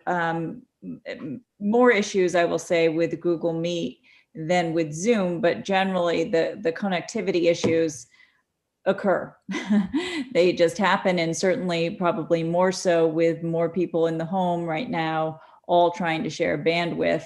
I think we've all been on calls where we get the notice that we have an unstable connection, and that's certainly happening with greater frequency right now. And I was on the phone with the Zoom rep the other day and asking some specific questions as well. He said it's not always the bandwidth, and one thing we have to get our students to do is to shut some of the other windows that they have open. They said that especially a Chromebook, it doesn't have a lot of memory. So if you have other things open other than Zoom, it can take away from the Zoom itself. So they have to just start shutting things down and only opening what they need. And that sounds like it might be a good message to start broadly communicating to families to help avoid these situations, especially if we're going to be in this posture for any extended period of time. Any other questions or comments with respect to distance learning at John Reed? So I would just sort of to tie up that topic, I want to just thank Phyllis, Natalie, their teams, and all the teachers and staff at both buildings for all the tremendous work they've done to reinvent what distance learning looks like, continuing to fly the plane while they build it, and innovate throughout time. As these meetings tend to be nitpicky and picking on where the sort of pain points are, it's important to reflect and remember that there's a lot of good things happening. So thank you to everybody involved. Yeah, here. Same. I second Chris's comments. Yeah, I hope we don't sound like we're picking on anybody. We're just trying to follow up on open issues. To move on to item 6B, special ed continuum. That's Jen Del Conte. All right, I'm going to share my screen now. So, okay, great. So this really is a follow-up from some of the points that were raised at the last board meeting about what do we offer our special education students in Reading. But also I was able to put into this presentation some comparative data, where we were last year, the year before, where we are now. So really, I'm hoping that everyone will walk away with 3 key points. The first is the understanding of different terminology that we use in special services. We use acronyms left and right. So I just want to make sure that we all have a common understanding of the acronym that may be unique to Reading. Also, another key point is to look at our current special education population. I know that the board reports may show a decline in the number of students that are receiving special education. It may also show that our percentages are more aligned with the state percentages, but the numbers only speak to part of the story. The other part is the complexity of our students. What do their program require in order for them to make meaningful progress? And then the last, I'm hoping to show everyone the continuum that we have. We are required by law to offer a full continuum, whether or not we have those supports and programs in the district. If the district did not have those programs, then the PPT does have an obligation to look outside the district. But we are required to offer what we call a free, appropriate public education to all students who are identified with a disability. So this is really just a quick rundown of the terminology that we use every day. LRE, which is least restrictive environment. The least restrictive meaning the general education classroom all the way to hospital or residential placements. We also use a term called para-supported classes. What that means is there are times when we may put a para-educator into the different classroom to support students. They may not need the services of a special education teacher all day. They may need somebody to help them with management or executive functioning. And a para-educator who works under the direction of a special education teacher can support a lot of these students. We also use the term related services, which is speech, OT, PT, and counseling. All of these are programs that support a child's special education program. Most of you are familiar with Wilson. We talk about teachers being Wilson certified or Orton Gillingham certified. That falls under a larger umbrella, and that's called structured literacy. So we use the term a child needs a structured literacy approach, and that often means that a teacher has special certification. For example, in Wilson or Orton Gillingham, we are very fortunate that we have Wilson trained teachers at both Reading Elementary School and at John Reed Middle School to support these students. We also use the term BASIS. Most of you are very familiar with our BASIS program. What we did last year in Reading Elementary, we had 2 teachers in the BASIS program. The teachers and I have made the decision to split the BASIS program into 2 separate classrooms. We call it BASIS T, which is in Reading Elementary, and BASIS A. Basis T are the students that have emotional challenges or social emotional challenges, and they need a place to check in, to check out, and they may need some support in the classroom. These students are able to keep up with the pace of the regular education classroom, but they have an emotional regulation that requires them to have special education support. Basis A is a student that have some cognitive challenges, but they may also need what we call discrete trial or ABA training. So those are the basis program at Reading Elementary. When they go to John Reed, we do not have two basis classes, we have one. So all the students, whether they're in basis T or basis A, if they still need basis programming, they are typically recommended for one at John Reed Middle School. We use the word co-teaching. Co-teaching in the middle school level, usually ILA and in math classes. We have classes where a special education teacher and a general education teacher are working side by side for ILA and math to support students with special needs. In Reading Elementary School, we have classrooms where the special ed teacher and the gen ed teacher are in the classroom all day, supporting the student. The advantage to that is elementary school really isn't divided into periods. There isn't a bell that rings after 40 minutes. Language is interwoven throughout the entire day. So these special education students that are in the co-taught class are getting the full benefit of having both teachers working side by side to support them. We also use the term consultant teacher at RES. These are where the teacher goes into the classroom for a specific period of time, maybe for 40 minutes, 30 minutes, or an hour to support the student on that goal. Then they leave the classroom. So the consultant teacher literally is consulting and working with the student only for a short period of the day. We also use the term content lab at John Reed Middle School. This is like a resource room. So students need to work on study skills, so they need to work on specific goals to remediate an area that they have, and they will receive that during content lab. We do not have content lab at John Reed Middle School. We call it pull-out services at RES, where the special education teacher will pull out student for a period of time. So these are just some of the terms that we use every day when we have PPT meetings, when we talk to educators and administrators. I showed this slide to you folks last year, and I just wanted to remind everyone that for a student to be eligible for special education, they need to meet two criteria. You cannot meet one and not the other. One, you have to have an identified disability according to IDEA. The second, you have to show how that impacts their learning because they require specially designed instruction. So again, that really, when we come to a PPT meeting, they have to meet both criteria, have a disability, and they have to have the need for specially designed instruction in order to access the curriculum.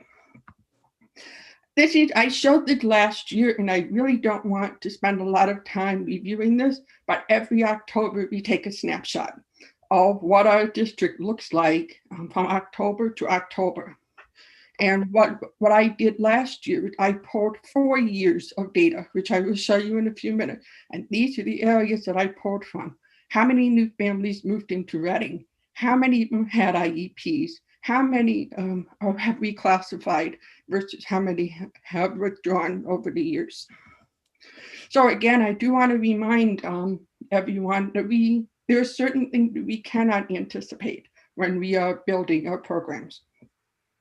We cannot anticipate or the number of new students that are moving into Reading. Whether we have 5 new students that move in, or 100 new students that move in, that is something that we cannot anticipate what will happen. The other unanticipated expense is who gets referred to special education. Sometimes we know that there are kids that are on our radar, but sometimes a parent might say, I have a concern that my child has a disability and they want to refer their child to special education. That is not something that we can anticipate. So moving on, this is the data that I believe I shared with the board last year. We looked at the data from 2016 to 2020. And this year we've added the 2020 to the 21. So if you look at the total enrollment as of October 1st, we had 477 students at Reading Elementary, and then we had 329 students at John Reed. Again, these numbers fluctuate, but the frozen point in time at that October snapshot, we had 92 families as of October that had moved into Reading. I'm sorry, they didn't move into Reading, 92 enrollment. And I use that to not have an asterisk because that includes kindergarten. So that's why that number is high. So it's not new families, but they are new to the kindergarten, and how many, it also takes into account families that had moved into Reading. And the same for John Reed. You know, we had 28 new entrants as of September. Out of that 92, 14 students at Reading Elementary had an IEP, which means that 15.2% of the new entrants were considered to be classified or having an IEP that we had to make sure we had adequate programming for. Typically, we do not see students with disability move into John Reed. Middle school, the numbers tend to be lower. So we have less than 1% of the new entrants that came in with IEPs. So if you move to the column where it says total percentage, in October where it says red state percentage, we do not have this year's state percentage. The state takes an average of what percentage of the school district population is classified.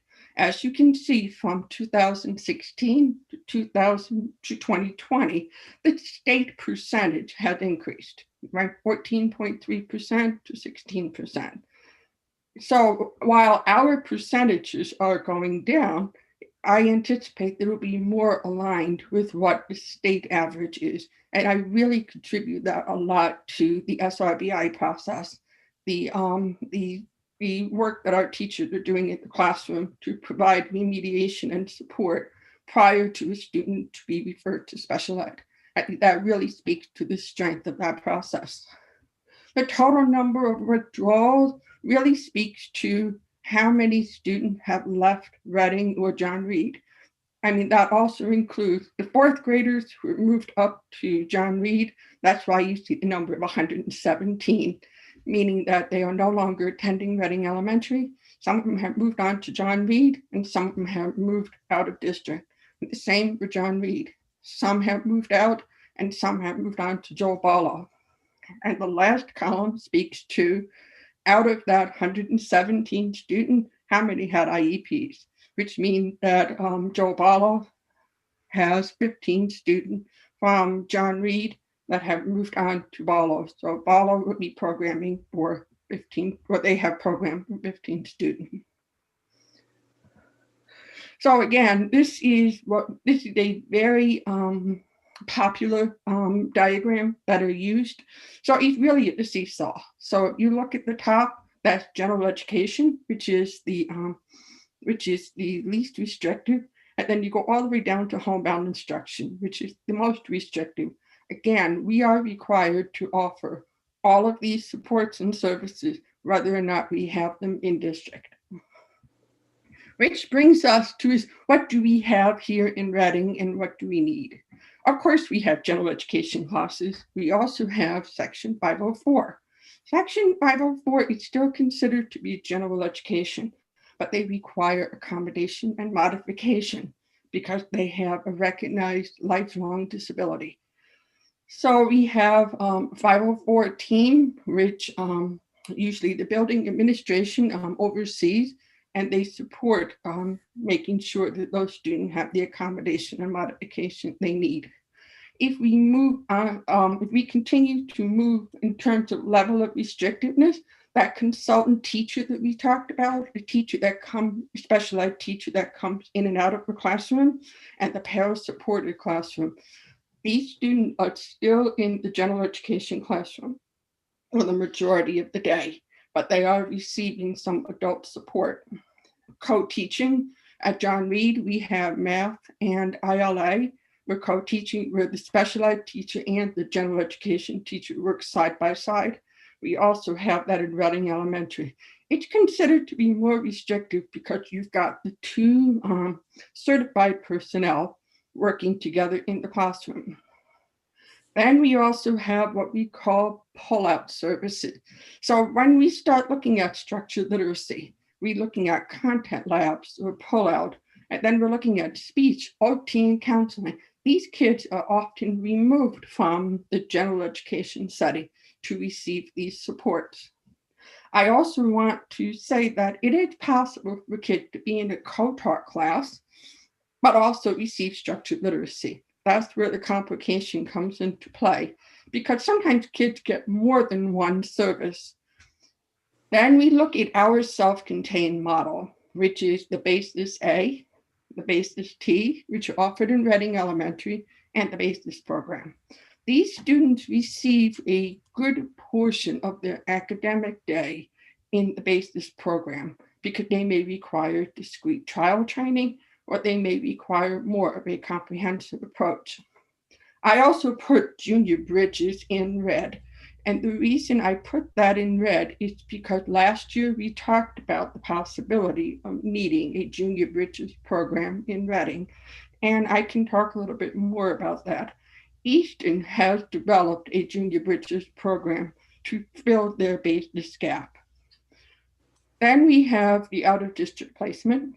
These, after we have exhausted the continuum up to basis, we may be looking at an out-of-district placement for students.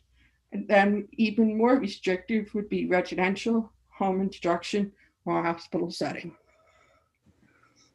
So when we look at outplacements, I know that that seems to be the one of the variables that are very difficult to control in the budget, but there are several ways the students are outplaced in Reading. The first is through the PPT team. The PPT comes together, they review the child's profile, goals and objectives, and they build a program and then say, do we have a program here in Reading to support the child? If we do, that child is placed in the program. If we do not, then we send what's called packets to out-of-district placement. For example, CES, we have Ed Advance. There are a couple of private schools, the Southport School, Eastern Country Day. These are just examples of private schools that we may send packets to. Another way a special education child gets outplaced in Reading is if the PPT feels that they have a program for the child, but the parent feels they do not. Some parents will withdraw the child from Reading. It's called a unilateral placement. They will unilaterally place their child in a private school and then say, we may be seeking reimbursement from the district. So if that should occur, then there are several avenues we take to try to resolve the situation. First, we could enter into voluntary mediation, which says, okay, we are in a disagreement, we are at an impasse, but how can we resolve the concerns? The second is the parents may file for due process, which is a legal process that is in the procedural safeguards.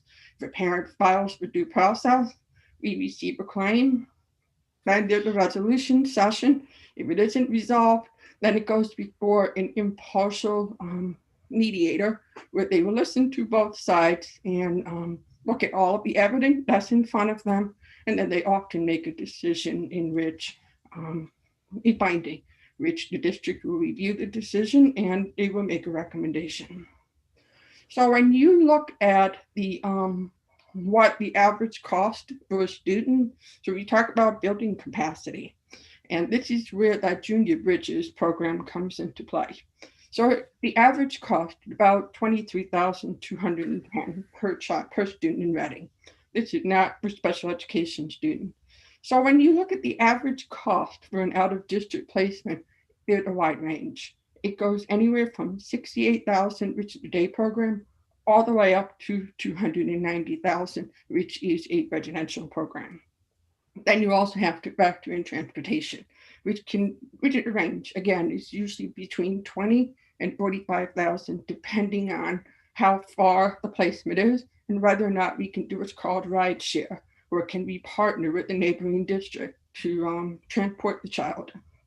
So when we look at an out-of-district placement per student, that is the range that we're looking at, and it's a very wide range depending on the needs and the programs that are being considered. So if we are to look to build capacity, it would probably cost between 40 and 50,000 per student.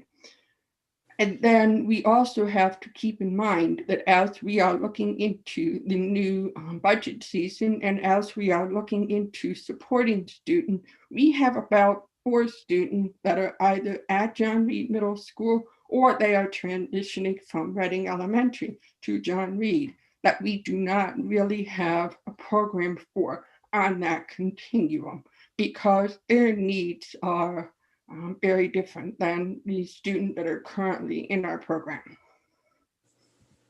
So this brings me to my board report. I just thought I would just do some highlights now, then you don't have to call on me a little bit later. Sure. If you look at the board report that was in the board packet, the only thing that I really want to bring your attention to is the second page, where if you look where it says AUDD, those are the IDEA classification for students.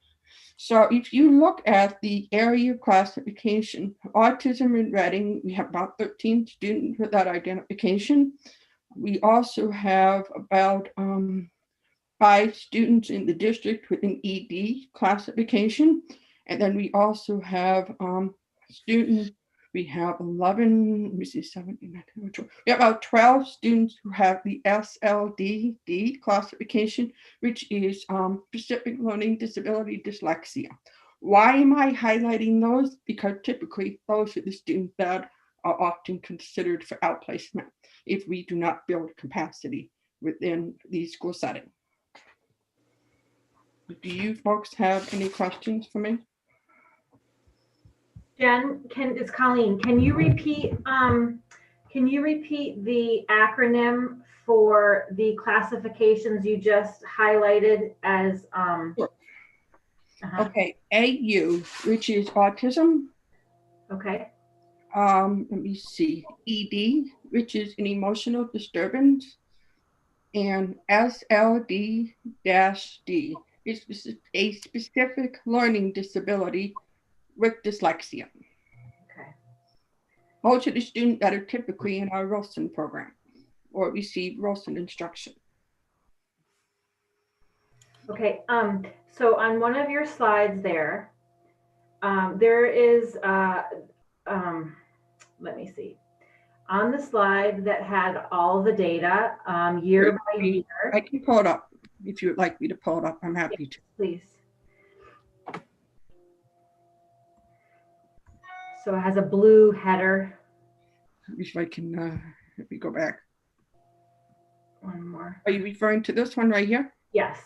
Okay. So, I don't know if we have told you, but certainly every year I've been paying attention to budgets in Reading. There is a persistent rumor repeated that a disproportionate number of new families that move to Reading are moving here because, and people will assign flowery language to this, but let's say like put special services on a gold platter, those kinds of things.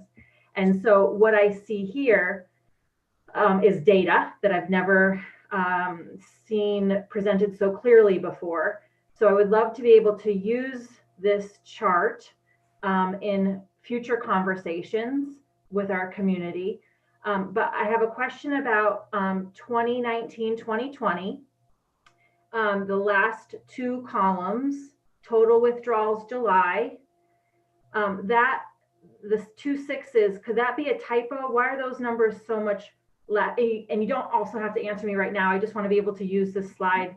Which one? 19, are you talking about the 2019 and 2020? Yep. The 2 6s and then the 9 and the 2, they just seem so much smaller. That is a typo. That is a typo. We had more than 6 that so I will fix that. So and I make sure that you get a corrected copy. Okay, this is very important data for what our board has to do when we talk about budgets. Mr. Chair, Yes, Clarence. can I add a sort of a now insider but formerly outsider viewpoint? Last comment. I've worked in, let's see, 5 school districts now. And every place I've been, there has been this local legend or rumor that parents are moving into town for special ed services, and like consistently. And I've been amazed at every place. This is from large urban districts to small rural districts. Everyone has the same sort of perception that we're giving away the store in special ed. And it's just so like people don't realize just it costs a lot of money to fulfill our legal and moral and ethical duty to educate these children. And that rumor, I just find it interesting that no matter where you go, at least I have in my 5 districts, that same rumor pervades the local discussion. I just want to add that as being a new guy, just to give an outside perspective, that happens everywhere. So we'll bring you along too. We're going to show this slide and we're going to bring you and you can explain. Thank you. Well, Colleen, there's one thing I do want to say is that, I've been in several school districts and most of my career has been in small districts. And what I want to say is that the passion and the dedication that the special education teachers bring to the buildings and they bring to the job every day and the student they serve is absolutely remarkable. I mean, we really do have a group of dedicated teachers. And I think what happens sometimes, the reason why there is that feeling among the community that, move to Reading for special ed. The data shows that I think they're moving to Reading because of everything that Reading has to offer. I mean, Reading is an amazing community. You've got a lot of natural resources, you have nice homes, you've got, land. And I think that the schools are excellent and they reflect that. But I don't think they're moving solely for the schools. I think the schools one of the positive benefits from living in Reading. And the special education teachers, they pour their heart and souls into making sure that the students get what they need. In fact, when I do PPT meetings, the teachers will often say, let's talk about what we can celebrate today. Let's talk about looking at where your child was 2 years ago to where they are now. And let's celebrate the fact that they're able to make progress. Now, progress looks different for each child. Some children grow leaps and bounds from year to year, and other students make slow but steady progress. So I think we have to keep that in mind too. Other questions? Chris, did I see your hand up before? Well, I just want to make sure that presentation gets circulated, because I would love to look at the numbers, particularly if I can read them a little better than on my little screen. So I'd appreciate that when you get a chance to send it out. Thank you, Chris.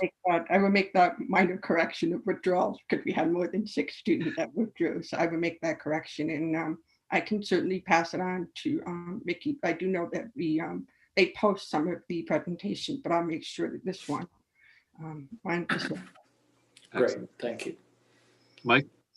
Yeah, hey, Jen, you mentioned 4 students that were going to move up next year from RES and go to JRMS that we're not prepared to serve at JRMS. Are you able to give more information about, and is the Junior Bridges program an effort to serve those students? I do believe so.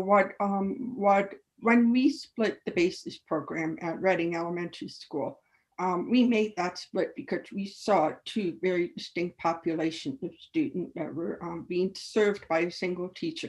And we said, the student that have more functional life skills program, the curriculum is too high if we expose them fully to the general ed.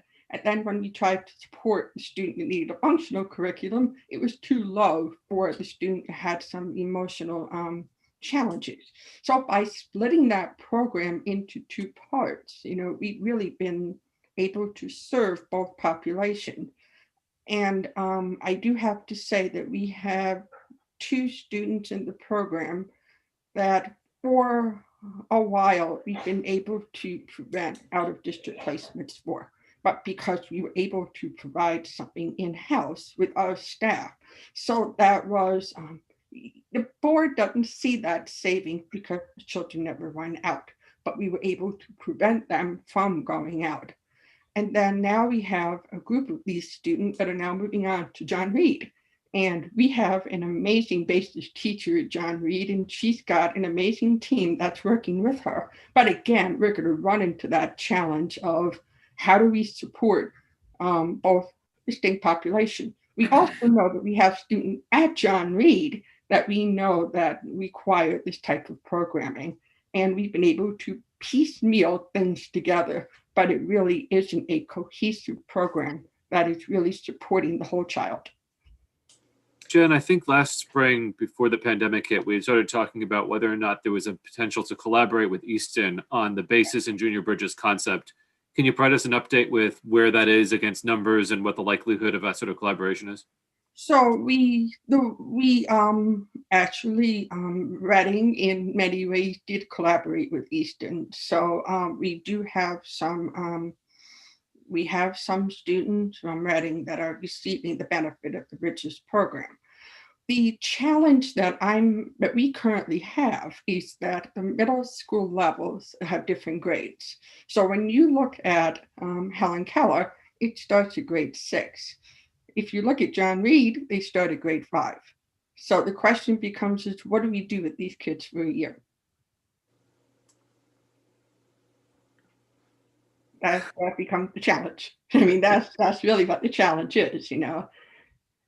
The bridge to junior bridges is basically the problem. Right now in Helen Keller, it starts at grade 6.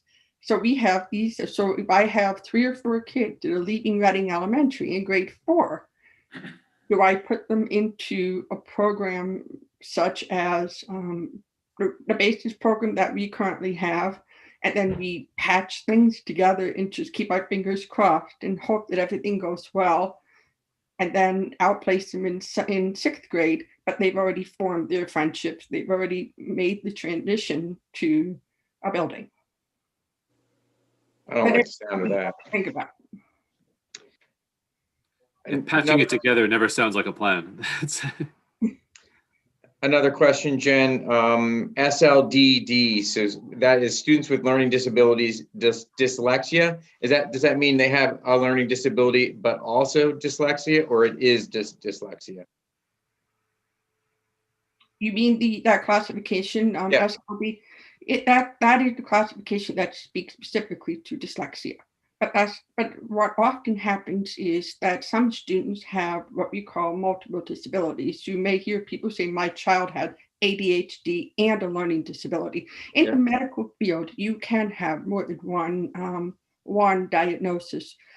But on an IEP, we can only identify one. We can only identify what the primary is. So it is possible for you to have an ED classification, but also need structured literacy through the other classification of specific learning disability. And why is it that dyslexia is the leading cause of outplacement? What about that? Is it just our internal capacity to deal with it isn't there, or is there something else that I don't know? And what I want to do is just clarify, it is not a primary reason for students going out. It's one of the 3 top classification where students are outplaced. Okay. Usually the kids with the SL, the dyslexia, those students typically are unilaterally placed. The parents will withdraw their student and say, I am placing the child in, say, the Southport School or Eagle Hill, and then they come back and they file due process against the district, and we end up with a negotiated settlement. That's typically those students that are outplaced. And what we often find with that classification is if you can't read and you have a hard time reading, it does have an impact on the socio-emotional learning of students. So imagine being at John Reed and sitting in a science class or a social studies class, and you really are having a hard time accessing the written material. So we often see there's usually another there are layers that compound. If you have a hard time accessing the curriculum, then usually they become social emotional piece that that comes into play. Is that on your, is there something on your wish list of, you know, in developing internal capacity that might address that? Or is it, you know, is it possibly beyond us, you know, in a small district? Well, I think that I did get part of my wish list last year. I always look at my wish list is what the student need in order to be successful. You know, my wish list is that every student would be successful and with the supports they get.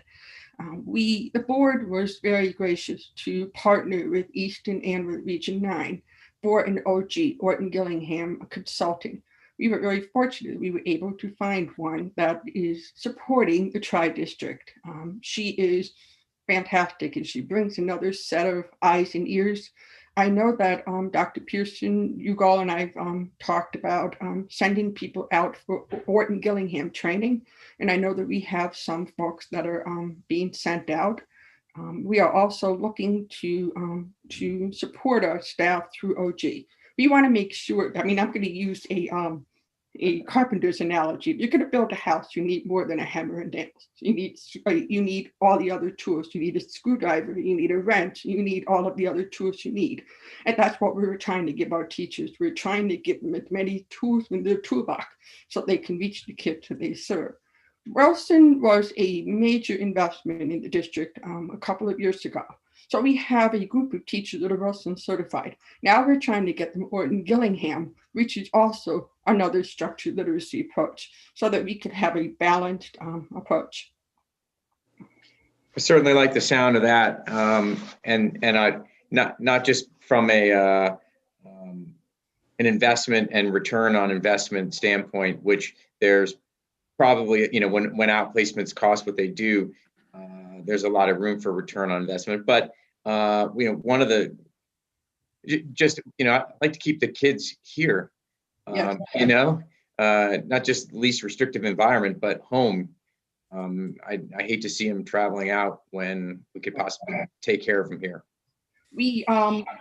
I just wanted to share this one little story. We did return a student from an out-of-district placement from last year to this year. So he is in his community. And I had the opportunity to talk with him and he said, this is great. You know, I love, you know, getting up in the morning. I just love, you know, not traveling an hour to where I need to go. I get to go home. And he said, I'm getting all the support that I need.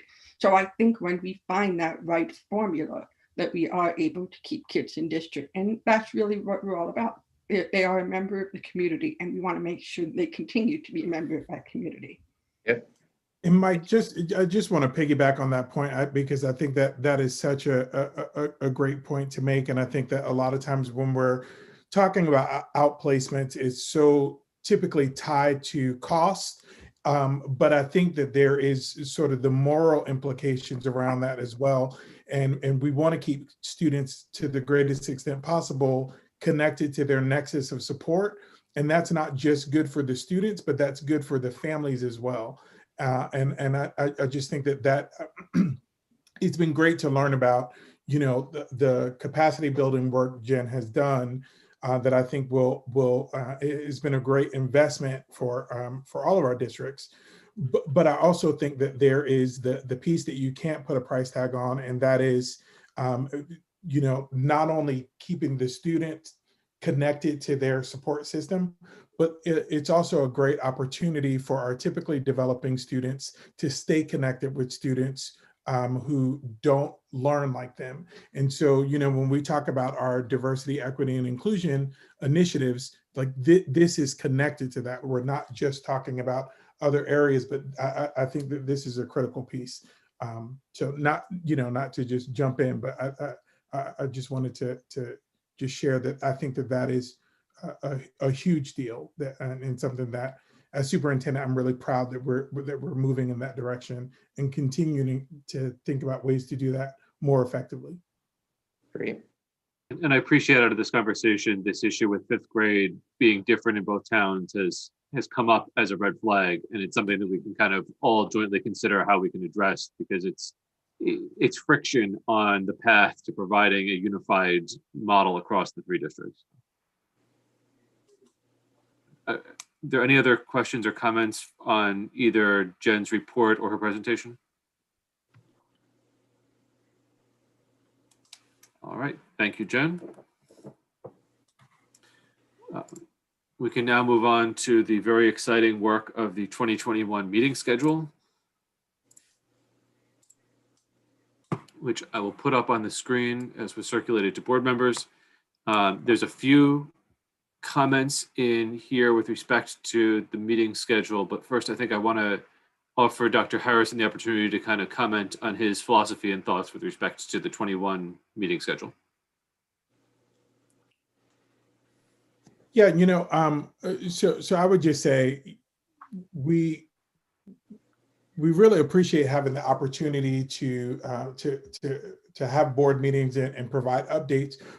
And in thinking about the schedule for next year, we wanted to really think strategically about how we are using some of the joint board meetings. One of the things that I shared as part of my entry plan was wanting to do kind of learn about our districts and then start the work of developing a longer term strategic plan that would align and the work of the 3 districts and build a cohesive and coherent plan for the future. And I think that when that work is done really well, it's never done in isolation with just the superintendent in their office or working with senior staff or just building administrators, but there really is this common planning and development of the strategic plan in collaboration with all stakeholders, but primarily in collaboration with the board. And so as we were talking through a proposed schedule, we wanted to think about some opportunities where there could be greater collaboration across all 3 boards and trying to think about what that timeline might look like when there be some natural opportunities to come together and talk about some of the longer term goals. Also wanted to think about this in alignment with the focus on the DEI task force, so that there's some, again, some natural points where we have built into the schedule an opportunity for that group to provide regular updates to the tri-boards and really, again, lead some of that longer term planning. And so that was some of the behind the scenes discussions that we had in thinking about the meeting schedule. And then, of course, trying to make it to think as efficiently as possible, because we know as we get into the later hours, our staff and this, there's a great benefit to having the Zoom meetings where we have a lot more involvement and participation. But I also, am looking through the screens and seeing lots of teacher names and recognizing that, these are folks who are going to be Zooming first thing in the morning. And, so to the extent that we could, to be more efficient, wanted that to be kind of some of the thinking as well. So what we're looking at here is more or less a conventional schedule that is repeating the patterns that we've seen in the past several years with respect to how the board meeting schedule is built out. I would suggest a couple of revisions to it right now, but I think that over the December board cycle, it's likely that the comments and discussion about how we can be more collaborative and work jointly on these strategic issues is going to percolate to the point where when we come back in January, we might be adopting some revisions to this that might include some more joint meetings with Easton and or across the 3 boards to make sure that we're all discussing strategic priorities collaboratively. But for right now, I would suggest that one revision on the proposed schedule needs to be, if we are still committed to holding the end of June budget wrap up, end of fiscal year meeting, we need to place that. And that would be either June 22nd or 29th. The 29th is the closest to the end of the fiscal year, but I also want to be respectful of vacation times and other things once the school year wraps up. So I would offer for sort of discussion if anybody has thoughts about whether we should place a meeting on June 22nd or 29th. Clarence, you look like you want to say something. Yeah, so what would be your expectation? Because even though the fiscal year closes on June 30th, we are nowhere in position to be closing our books on June 29th. So Totally understood. The historical precedent for holding the end of June sort of come down meeting has been the environment in the community with the expectation of knowing with some certainty how much money is being returned to the town.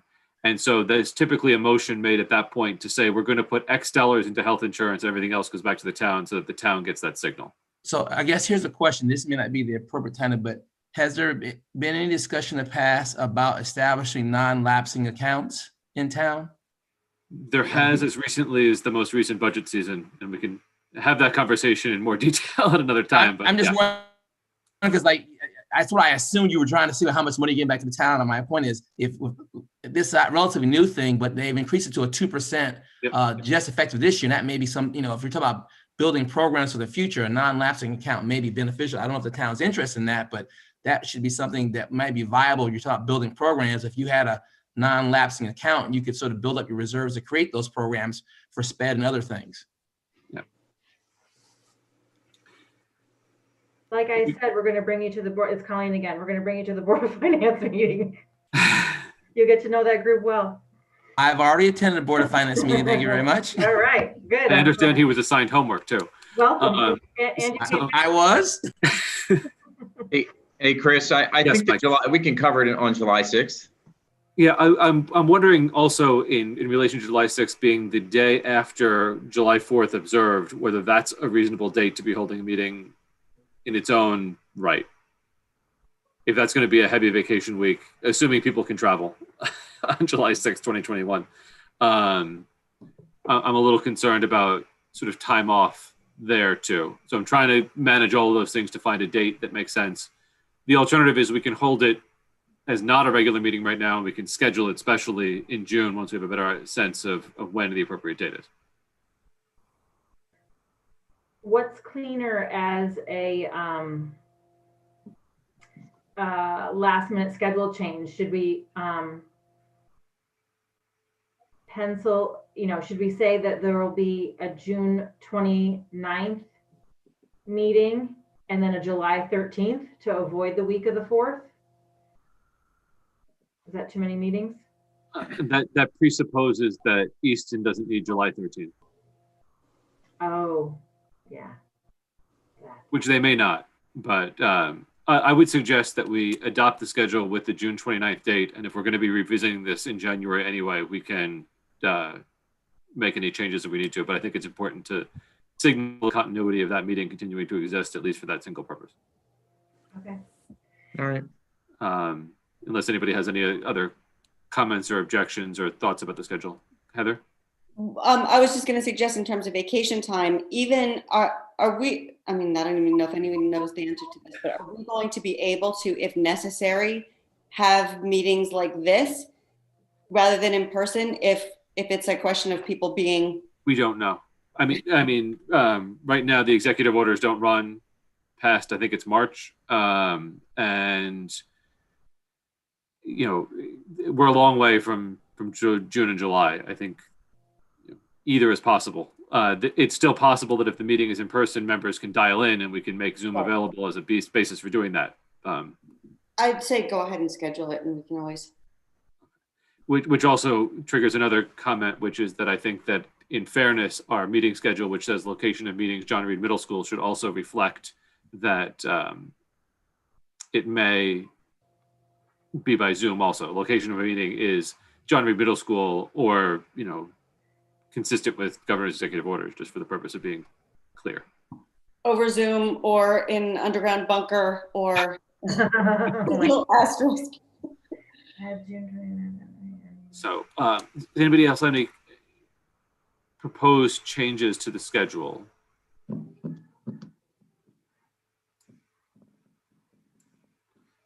If there are not, I would entertain a motion to adopt the draft schedule as the regular meeting schedule for 2021, subject to the revisions with respect to June 29th and the addition of Zoom as an alternate location.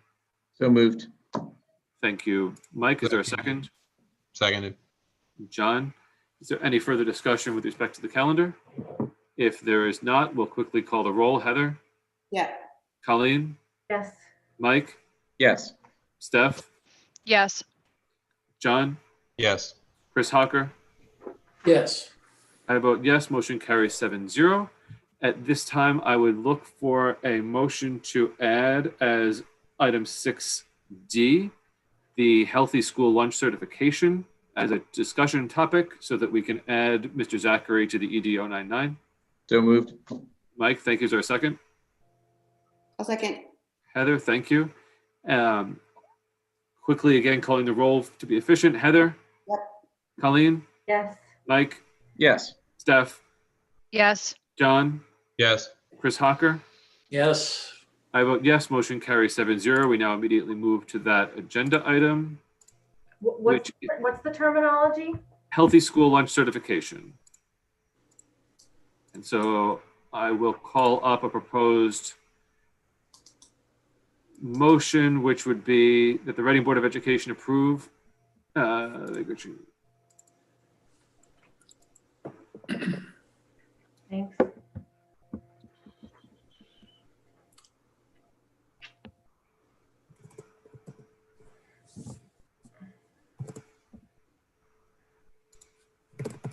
This ought to do it. That the Reading Board of Education approve a change to the authorized signer of the ED 099 agreement for the Child Nutrition Program to include Clarence Zachary, Director of Finance and Operations, effective immediately. And I would ask Clarence quickly if that satisfies everything to his needs.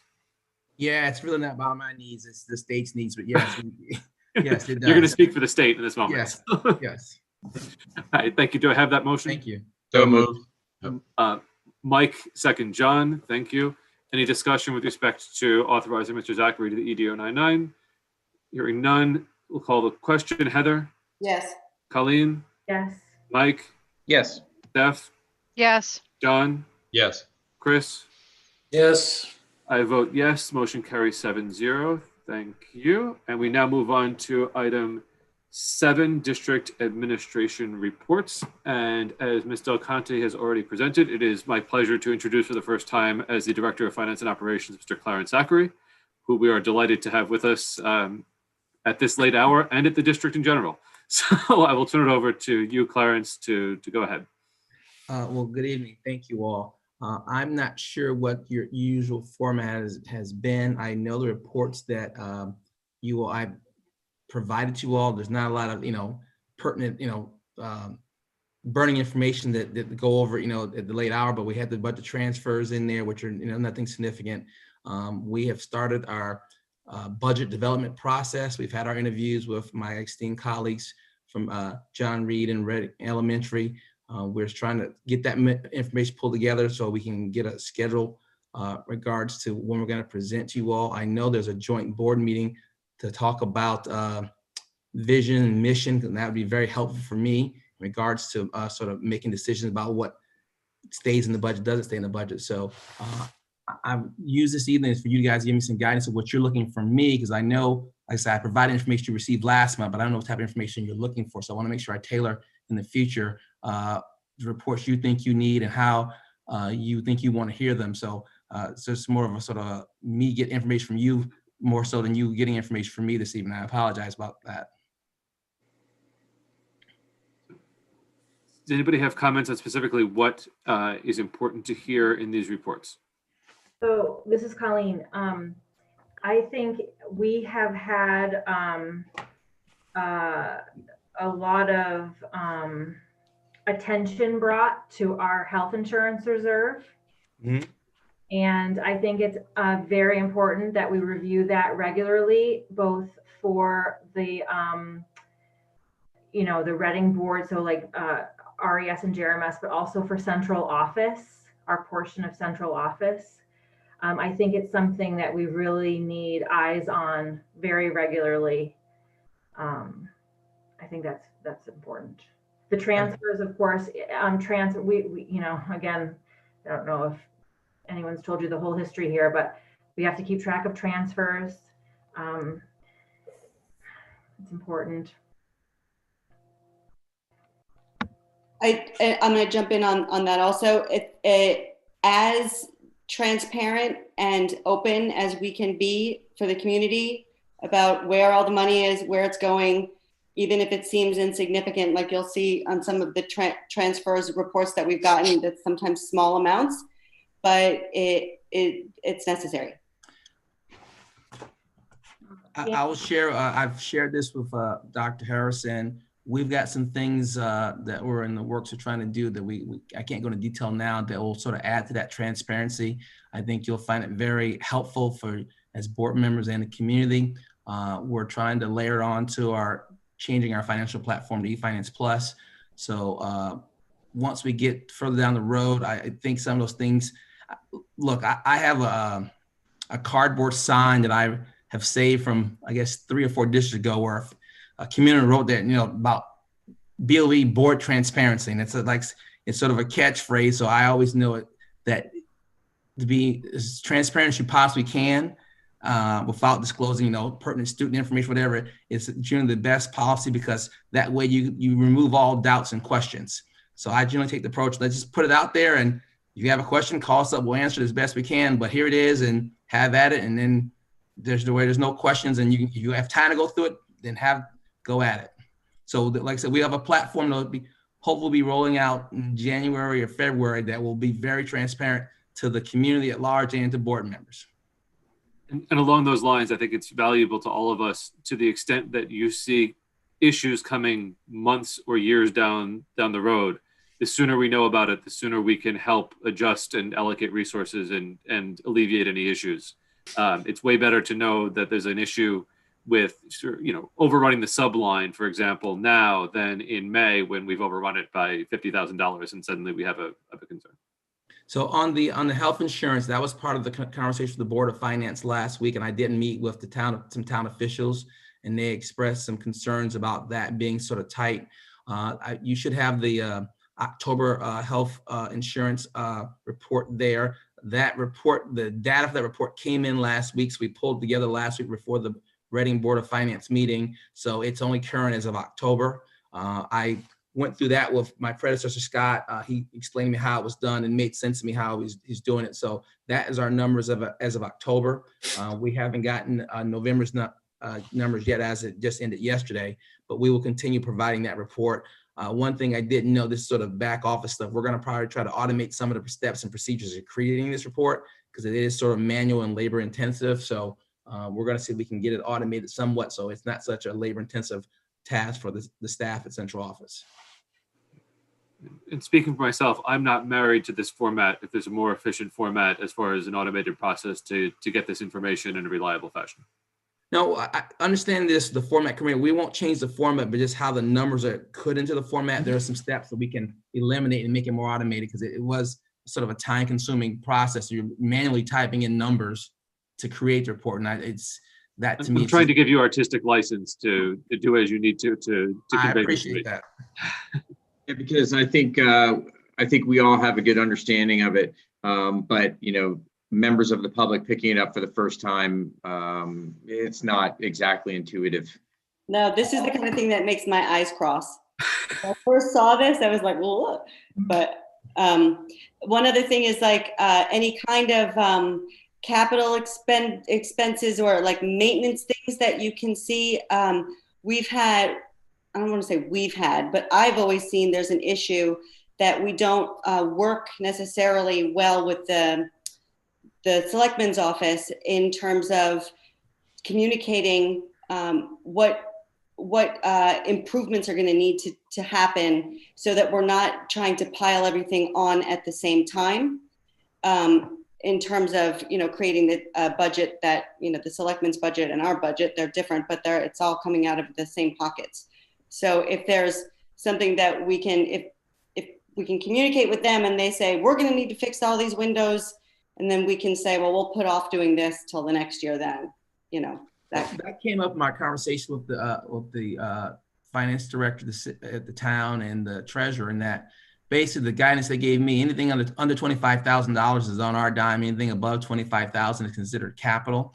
The one thing that I did note, I hadn't seen any recent history of any major capital projects where we actually went to the state to get the reimbursement we're due. I think we got about a 26% reimbursement rate in Reading. So if we do have something, I would be looking to get, at least, 25 cents back on the dollar. So whatever we spend, we can get it back. And generally the process I've taken, particularly when it comes to windows and roofs, we only have 2 schools in Reading, but you whatever reimbursement you get from the state, you put back in the next project. So you just keep recycling the money. So that way you don't, and you set up a plan, 5 or 10 year plan. So you're never in a situation where, fortunately, in the situation where you have, the big concern I always have is roofs being out of warranty at the same time, because you don't have to be doing multiple roofs in the same year.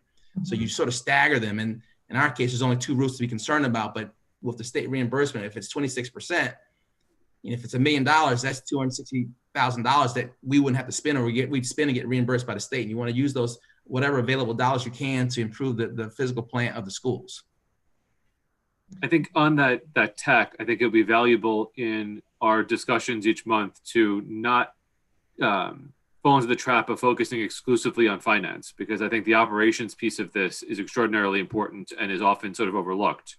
And I think that when it comes to how we are doing strategic planning and capital planning, what would be helpful is to have an understanding on the operations side of what the strategic goals are for operation and physical plant, where we're going, how we're getting there.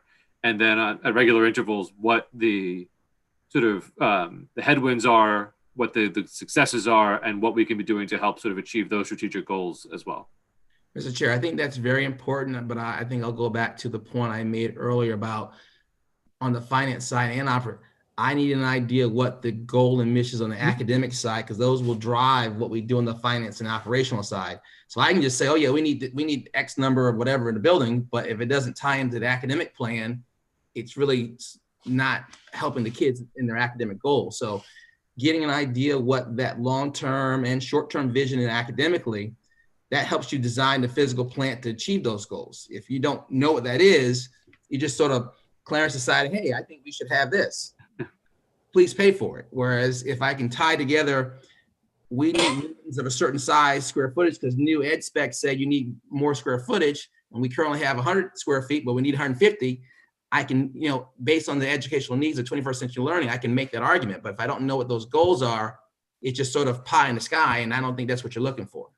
Right. And I think it's going to be a collaborative process from Dr. Harris and I down over the next several months to kind of curate that vision and get us to the point where we can have those kind of higher level conversations with Anchor Valuable.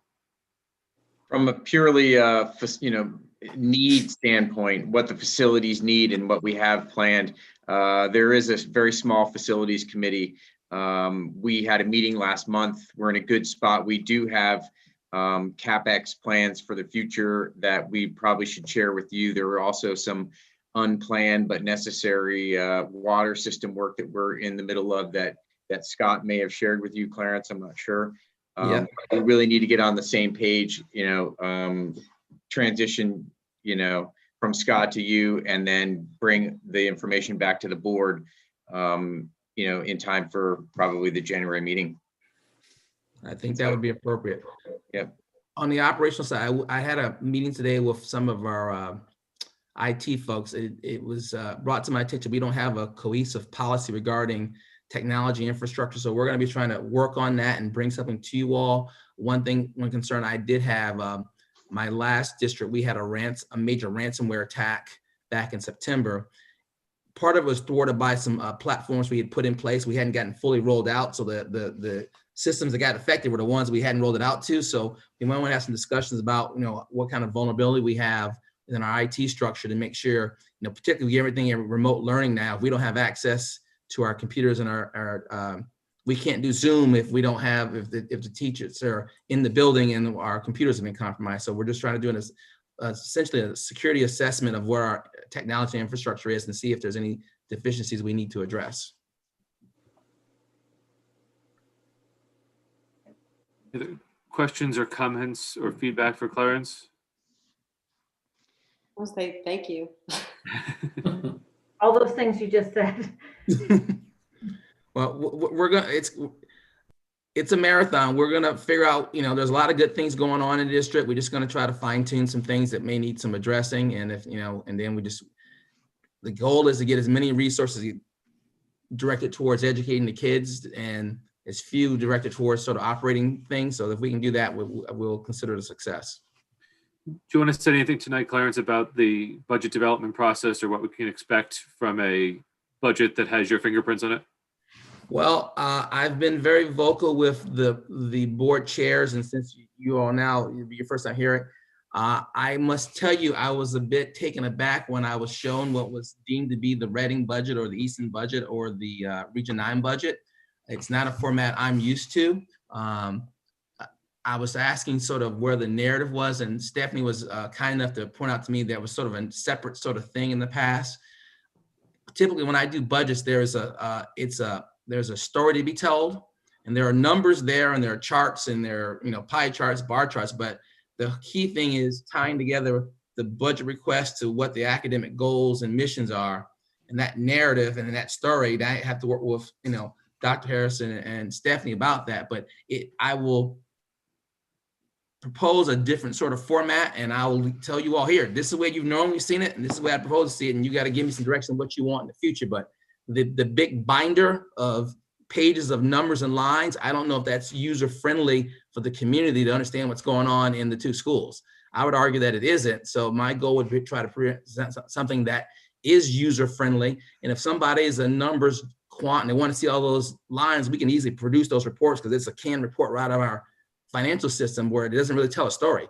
If you don't know our chart of accounts, it may be hard to figure out what's going on in what we've done in the past. So that would be the one thing I would give you a heads up on, that I will probably have something that looks different, and I think would be a lot more user friendly. So I believe it is, and it'll probably align with a lot what the districts around us are doing, is what I've done in other districts in the state. And typically in other districts, you'll see a much more of a narrative and a story supported by the numbers and illustration about particular key budget drivers and things like that, what's driving the budget increase, and charts or diagrams highlighting that. So the goal, I think some of the members that when you were part of my interview process, I talked about, you want to make sure that someone with an MBA can understand it, but someone also with a 4th or 5th grade reading level can understand it. So you want to make sure it's clear to as many people in the community as possible. And I think what we're currently doing is very rich on data, which may not be reasonably accessible by everyone in the community. As an English major, thank you. Well, I've been happily cohabitating with a woman who is a Spanish major, and I can tell you when it comes to numbers, her eyes sort of roll over in her head, and it's sort of like, what are you talking about? So I have to try to figure out ways to explain it to her. I got to figure there's someone else in the community that has similar views. Yeah, there's a lot of flipping back and forth, writing the number down to try to, so user-friendly is good. So that's a heads up. So don't be shocked if it doesn't look like what you're used to seeing. Thank you, Clarence. Any other questions or comments? All right, great. And welcome again, Clarence. Any Board of Education committee reports tonight? I think we got a brief update from Mike on the facilities, and Stephanie is waving her hand about something. Go ahead, Stephanie. I just wanted to provide you all a brief update as well as a district level. Oh, I'm sorry. I'm so used to your report being earlier and it wasn't in the agenda that way. Given the late hour, I will certainly be brief. I just wanted to let you all know that the Professional Development and Evaluation Committee for all 3 districts met earlier this week, yesterday, and had a really wonderful conversation about the evaluation plan that is in place, which you'll remember from last month,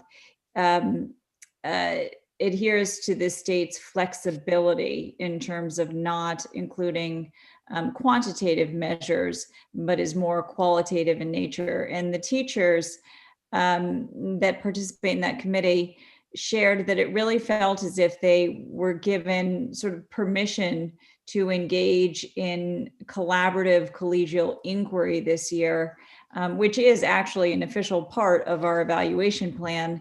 But given the focus on social emotional learning and student engagement, they're enjoying the creativity that goes along with being able to take some risks in terms of how they might measure and trying out some new strategies with colleagues in a way that they think is really going to engage our students in innovative ways.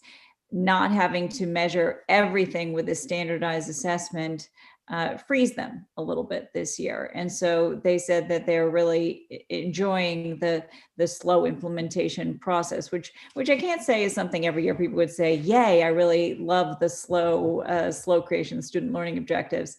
Our informal observations have also started, and the feedback from those informal observations has also been quite positive from the evaluator's point of view, just generally speaking, how incredibly impressed they are with the ease with which the teachers are making distance learning appear from the teacher point of view.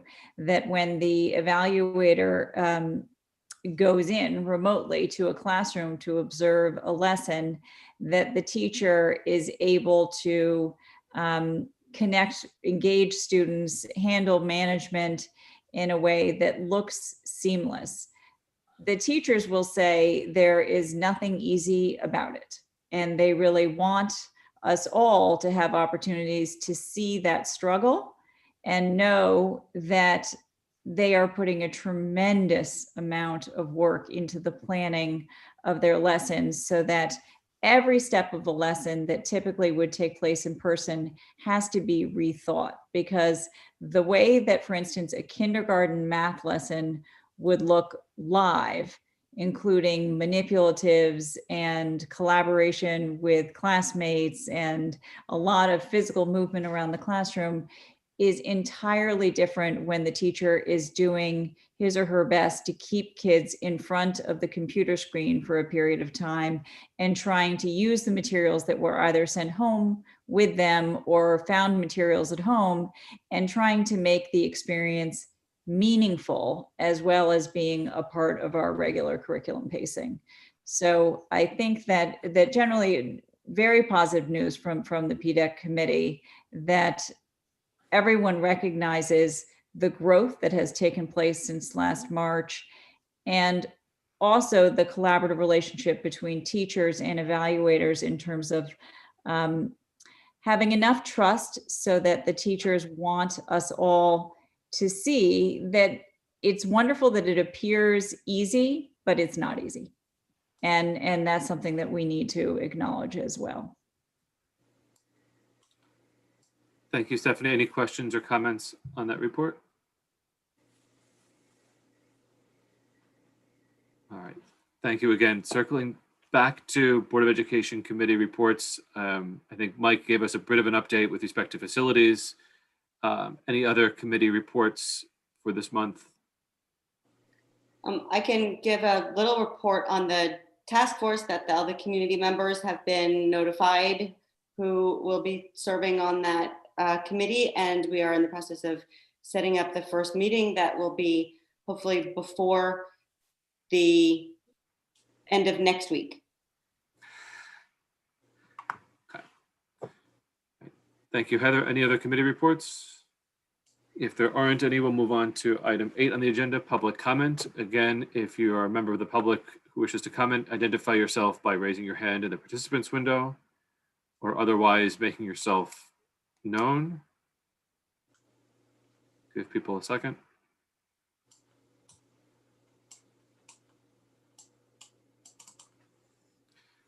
Julia Pemberton.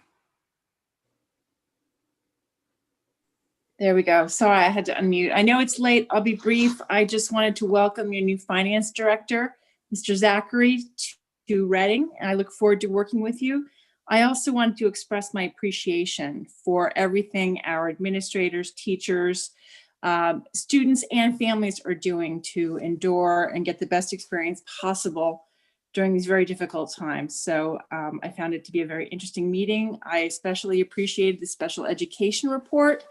And again, thank you all very much and have a good evening. Thank you, Julia. Thanks.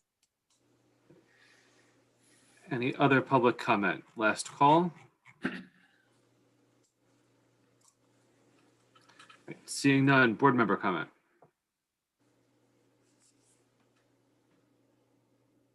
Chris. Yeah, I know it's late. I'll try to make it brief. No, I was just struck by, when this pandemic started, we thought that was tough. But I think that the sort of ongoing uncertainty that's actually going on week to week is probably tougher. And that thought just struck me, early in the meeting, which was what, 12 hours ago? I can't remember. But Somebody who was on just- Region 9 for 12 years doesn't have the right to make comments about Yeah, it. that's true. So I just, appreciate everyone who's hanging in there. We often do not hear the good news, or at least the appreciation, although we do hear it. And we just got to hang in there, because this has got to be the hardest part. And it's going to be hard probably for the next few months, then turn things around. But it just struck me that was the case. The other thing I'm going to mention real quick is that some of us have probably seen news articles about how, well, it's the middle and high school who should be going remote and keeping the younger grades in class. I don't know if you've seen that. I've seen it a couple times.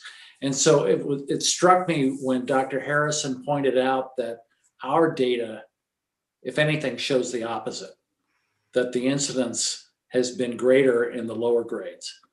And it just illustrates how tough this situation is, because if you're going to be driven by the data, then you got to use the right data. And then you have to figure out what the right data is, and on and on and on. Sorry to be philosophical on you, but it's been a very interesting meeting. Thank you, Chris. Other board member comment for the evening? I just want to say thank you to everybody who's here. Again, I think it's awesome that we have so much participation in our meetings. And Dr. Harrison, you have a big decision to make, and I fully trust that you have everyone's best interest at heart. And I know that, this is one of those situations where there's going to be people that are happy and people that are not happy. And like I said in my initial comment, I don't really see any good choices that we have in front of us right now. We are trying to make the best choice of a bunch of bad choices. And to piggyback onto what Mr. Hawker was saying, I don't know about you guys, but I am exhausted. I mean, not just from this meeting. This is bad too. But like I am having, COVID fatigue. Like I'm over this.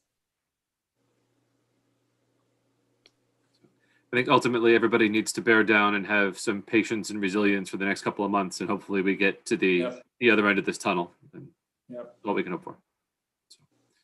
So, with that uplifting commentary, is any other board member comment?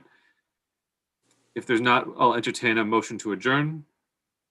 Mike, is there a second? Heather, any objection? Hearing none, we're adjourned at 10:28 p.m. Thank you, everybody. Thanks, everyone.